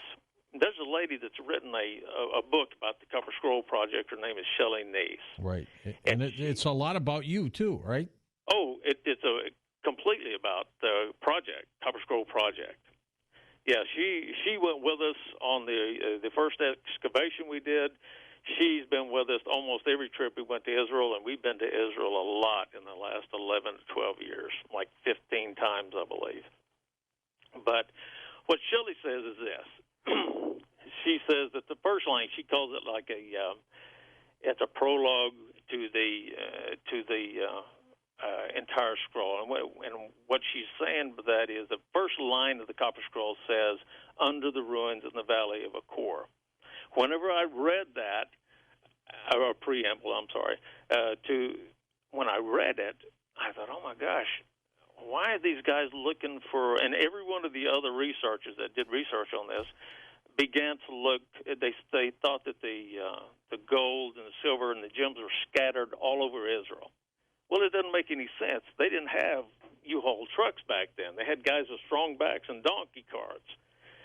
So I thought, what if this preamble was talking about a specific location in the Valley of Achor?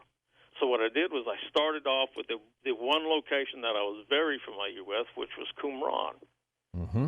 And I began to look for the first location. The first location, George says this, that there are steps heading east that are 40 cubits long. Well, whenever I saw that, I thought, wait a minute. And I oriented the map, and I just happened to have a map of Qumran laying at my desk early one morning. It was winter in December, right in the middle of Hanukkah, too. You know what Hanukkah is? Oh, yeah, absolutely. Right. Well, for those that don't, it's a celebration of the restoration of the temple. And I looked at that, and I thought, okay, I got this thing oriented north, south, east, and west because I was a helicopter pilot in the Army. And I looked for a set of steps heading east, and I found one. There was only one set of steps heading east. So I broke out the scale, I measured it, and I'll be darned if it wasn't exactly 40 cubits long. Cubit is a measurement. It's about 19.2 inches approximately. Anyway, when I measured it, it was exactly 40 cubits long. Now, George, that could have been a coincidence. And it very easily could have been a coincidence. So I went to the next location. Well, the next location was also very easy to find. It was only a short distance away from there. And let me just tell you this, every one of the locations of the Copper Scroll are located in one area, probably the size of a football field, all of them except one. And I'll tell you about that one as we get a little further along in here. Now, with these scrolls, and they talk about prophecy, how dramatic are they from the Dead Sea Scrolls, Jim? Very well. The Dead Sea Scrolls have a lot of prophetic things in there. Just the regular standard biblical prophecies. However, George, there are other prophecies in there that people don't even recognize. Give us an example. Okay. For example. We're hearing things we've probably never heard before. Oh, I'm sure you will. And there's things about this Copper Scroll that you're going to hear that are just unbelievable. And here's let me tell you this up front. I wouldn't be so sure of myself had I not gone to Israel, took my research with me, set it down in front of the first guy I set it down in front of was a senior rabbi in Israel. The guy can speak Hebrew. And whenever I sat down with him, with my buddy Chris Knight, who's number 2 on the project, the rabbi looked at me and he said, "What do you guys want?" And you got to picture this. He's in his black suit. He's got his long peyote. Those are curls on the side of his head. He's got his black hat on. And was he Hasidic? Yeah, he was a Hasidic Jew. Okay. And ultra Orthodox. And he looks at me, and he turns around and he takes his jacket off. When he took his jacket off, he had a pistol in his back in his pants. Whoa. And what he was doing, he's saying, "Guys, if you're crazies, you don't want to mess with me." And I respected that, because I'm sure that because of his position, and I'm not going to name him right now, because of his position, he was in a dangerous location. But back to my story. He sits down with me. He says, "What exactly can I do for you?" And I said, "Well, I got something I want to do for you." I said, "Have you ever heard of the Copper Scroll?" He said, "Of course I've heard of it." I said, "Well, I think I understand how to decipher and locate the hoards of treasure that are buried on there." And at this point, nobody has deciphered it? No. Okay. No, Vendel came up with an idea, and it's interesting, but it's like a mile and a half away from what I'm talking about. And where is the Copper Scroll now, Jim? It's in Jordan. Okay. It's protected? Yeah, well, kind of. They've got a little plexiglass screen. Last time I saw any of the pictures of the location in Jordan, it was a very simple plexiglass case that they had. Interesting. And where are the Dead Sea Scrolls? The Dead Sea Scrolls it depends. The majority of them are right now that they have available are in Jerusalem at there's a museum in downtown Jerusalem. It's a very well protected, literally underground to protect these scrolls. They know how critically important those things are to the world. Yeah, they're so precious that there's no way to explain it. And there's going to come a day that every one of us are going to realize just how important these scrolls are to us because, listen, I call him Yeshua. Most Christians call him Jesus. He was associated with this group. John the Baptist undoubtedly associated with this group. Were these the Essenes? Mm-hmm. Okay. Yeah, they didn't call themselves the Essenes. That's a name that came along for them later. They actually called themselves the Yahad. See if you recognize any of these names. They called themselves the Sons of Light. Nope. They called themselves the Way. I've heard of that. Yep, both of those are New Testament names. I'm the Way. All right. Yeah, I am the Way. But also, Paul, he had joined this sect at Qumran. He even said so. He said, he denied all the charges that were against him in front of King Agrippa. And Jim, you're going to tell us some of the prophecy that was included on the scroll. Let's go right back to that and see how you all got to that point. And to the Dead Sea Scrolls, there are three prophecies. One is the Damascus document. It talks about two Messiahs, the Messiah of Israel and the priestly Messiah. Yeshua, Jesus, would have been the Israeli, the prophet or the Messiah of Israel, and then John, the priestly Messiah, because he was from a priestly course. His father was even performing priestly duties within the temple whenever he found out that he was going to be having a son.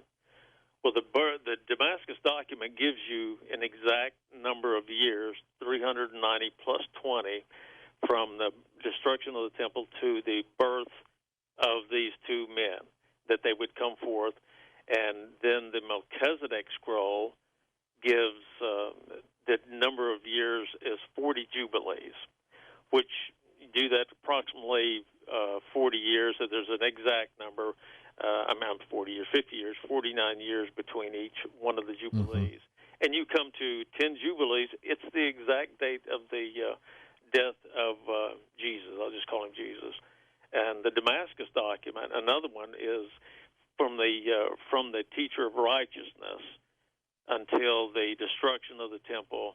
It was, or the destruction of the men of lies, is what it says. It was exactly 40 years, and all of those are exact datings of the destruction. Like for the destruction of the temple, from the year that Yeshua died, Jesus died. 40 years later, there was the destruction of King Herod's temple. The same with that even applies with Jeremiah.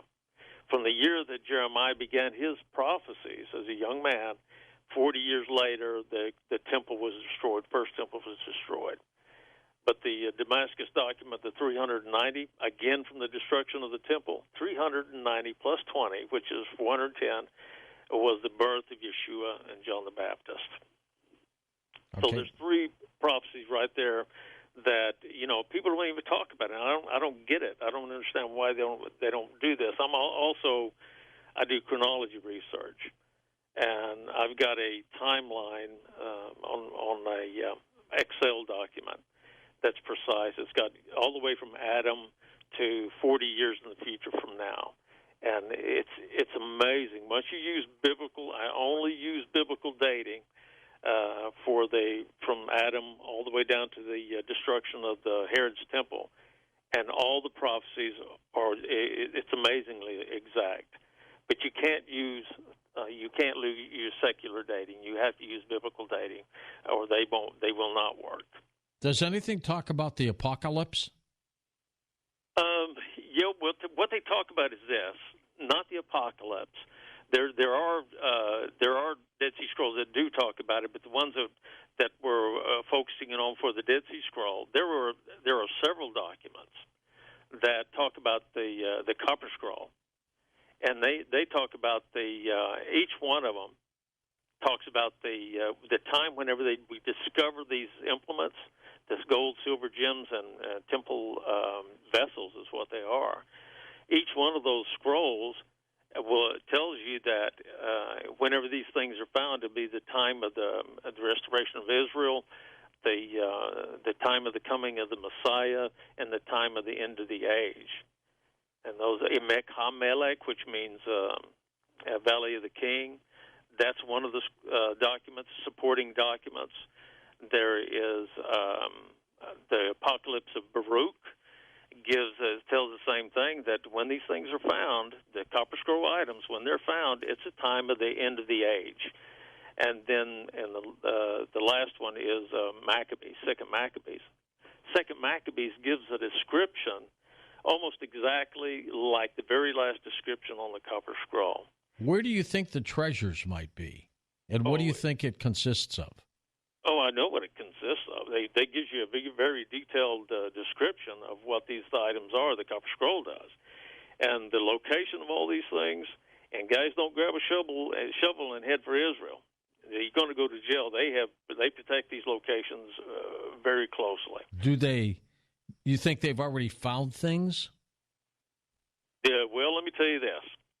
In 2009, April of 2009, well, let me back up a little further than that. I went to show my research to the head of the Antiquities Authority, Shuka Dorfman.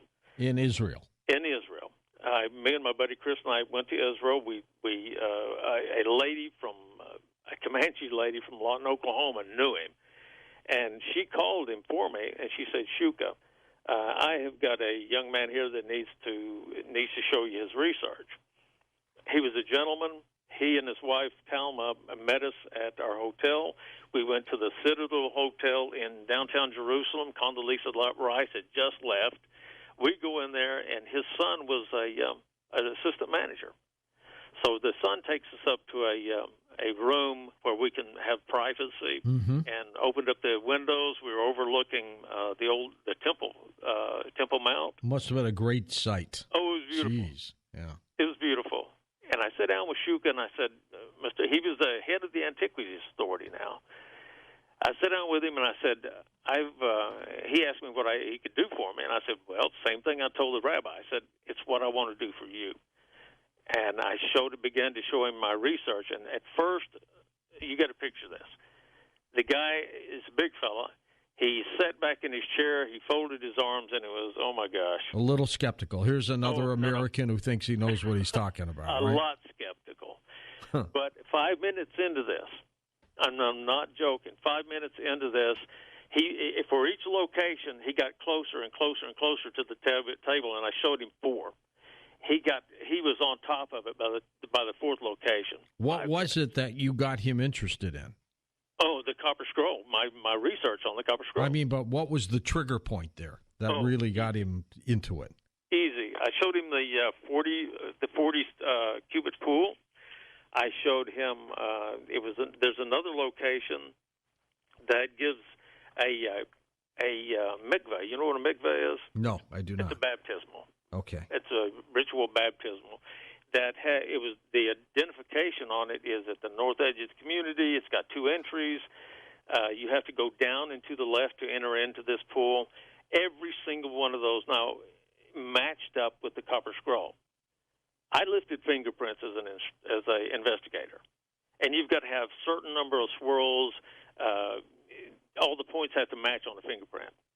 Well, that one alone would have convicted anybody because it had so many points on it that conversion matched up with what they were talking about on there. That Mr. Dorfman Shuka stopped me. He said, "Wait a minute."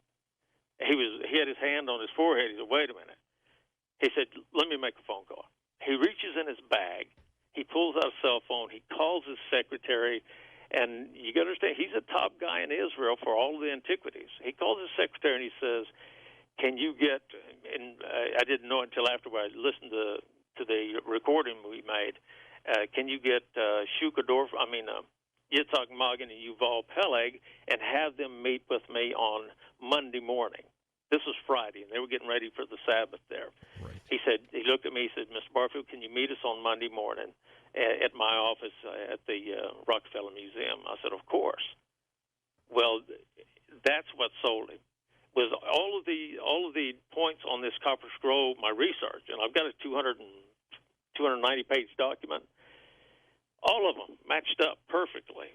That's what got his attention. And if you go on the website, there's pictures on there of us sitting together at this meeting with Yitzhak Magen, Yuval Peleg. Now, Yitzhak Magen is the top man over what is called the Archaeological Department of the Civil Administration. That's the West Bank and Gaza. That's his territory. So he and Yuval Peleg, which is the main archaeologist at that time, over Qumran, they showed up at Shuka Dorfman's office. We go in, and they're sitting there. I lay out my research on the table, and you can look in the picture on the there's one of my videos on the Copper Scroll Project website that shows all of us sitting at a table. My buddy Chris Knight stepped away, and I said, "Chris, I want you to get a picture of all of us in the picture with my research laid out on the table, so there will be no doubt that I was showing them my research." Got a great picture. So now they're looking at it, and the older gentleman, Yitzhak Magen, he was angry for even being there. I mean, here's this goofy guy from Oklahoma, a retired fireman, telling him how to figure out the Copper Scroll.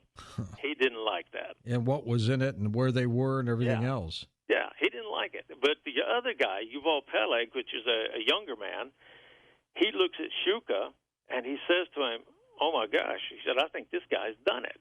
Did you confirm things that they may have thought was going on? Yeah, I did with Yuval Peleg. Matter of fact, in April of the next year, 2008, April of 2008, Yuval Peleg agreed with me. He wanted to do an excavation, a preliminary excavation at Qumran to test my research. Now, guys, that doesn't happen. All the people in the audience, if they know anything about archaeology, they know that just does not happen. A non-archaeologist goes to Israel and requests to do a test excavation. Well, it was all under Yuval Peleg's name. It was all under his authority. It wasn't mine. They didn't give me a permit, and Yuval Peleg didn't need a permit. He was the guy that signed the permits for the excavations at Qumran. How much do you think the treasures are worth, Jim? Oh, my gosh. Well, let me give you one location. Remember where I told you there's a mikveh that was at the north edge of the community? Right. And has anything been discovered yet? Well, I'll tell you about that in just a minute. All right. But here's what happened. The location has got 900 talents of solid gold. 900 talents at 75 pounds each Do the math. What's gold going for now? $1,000 bucks? Gosh, I don't know, $1,200 an ounce, I think. An ounce or something? At 75 pounds? Wow. 75 times 16, that'll tell you how many ounces are there. That's a lot. Well, no, there's 14 because it's troy ounces. Oh, okay. But what happened is whenever they buried those things, 900 talents, that's $1 billion in one location, and there's at least 57. Now, are you looking for it for yourself or what? No. Listen very closely to this, everybody in the audience. I don't want any of that money. I don't care about any of that money. I want the artifacts to be returned to Israel. I want the gold, silver, and gems to be returned to Israel. They own it. It was placed there by Israelis, and they're the ones that are supposed to get it. You want a commission, maybe? No, nothing. I don't. Gosh, Jim, that's you're a rarity. No, I don't. I don't want it because that will taint everything that I've done the last 11 years. It will taint it, and if we didn't do it for the money, because if there was they call it a finder's fee. I don't want it. Do you think that's the biggest aspect of the Copper Scroll, where the treasures are and what's there? Absolutely. And here's the biggest deal is the reason that the other guys couldn't find it, it's simple. Look at it like this. The instructions on the Copper Scroll is like giving instructions. If you were inviting guests over for a barbecue, you tell them, go to A Street, turn left, go 50 meters, turn right, and you'll be at my driveway. Of course, nowadays we don't even have to do that. Just give them an address and let them GPS it. Yeah. Well, in the old days, which is exactly what this was, you had to give the instructions. Well, they gave us the instructions right up front. It's under the ruins in the Valley of Achor. That's the key. Unless you know the neighborhood, you can't find your house for the barbecue. I found the neighborhood, Qumran. If you go to Qumran, and you can, every one of these things match up, and there's 57 locations. They match up with the features at Qumran, the buildings, and it's easy to identify them once you stick with Qumran. You can't go all over Israel like all the other guys have been doing. You got to stick with Qumran. If you do that, you find everything. Was there anything in the Copper Scroll project that you could deem as seriously dangerous to our future or anything like that? Yes. The whole thing could be seriously dangerous. So, a lot of people ask me, why? This is crazy. The Israelis would have already dug it up. No. One of the things that one of the gentleman that took over for Yitzhak Magen as head of the ADCA, he looked at me and he said, Mr. Barfield, sometimes it's best, because I did a disclosure with him. And after the disclosure, he said, sometimes it's best to just leave things alone. Because one of the things that one of the prime ministers said was this. He said, the Temple Mount is like an atomic bomb. He said, but the Ark of the Covenant is like the button. In other words, when those things come out of the ground, everything better be in order. Because just think about all the people that are going to want it. I mean, whenever the Copper Scroll was found, the Jordanians owned that property. And the Egyptians are going to say, well, you know what? All that gold and silver was provided by us, so we want a portion of it. How deep down do you think the materials might be? Exactly. Most of them are 7 cubits. That's about 12 feet. Are they in tunnels, or where are they? No, they're just buried under the ground. The only one that's is the very last location and third location. It's in the first, the 57th location and the third location are both inside of a cave. And the cave is easy to find once you realize that Qumran is the location where all this stuff is at. But the rest of it's just buried under the ground there, and it's non-perishable stuff: gold, silver, gems, that kind of stuff, and vessels. Silver and gold vessels are buried there. If you want to listen to our show ad-free 24/7, access audio archives, live chat with me, and much more, you need to become a Coast Insider now. So you're telling me your grandmother, who died a few weeks ago, came and visited you last night in your bedroom, and you're not scared? Are extraterrestrials living among us? I don't know if it's true or not, folks, but we're going to find out.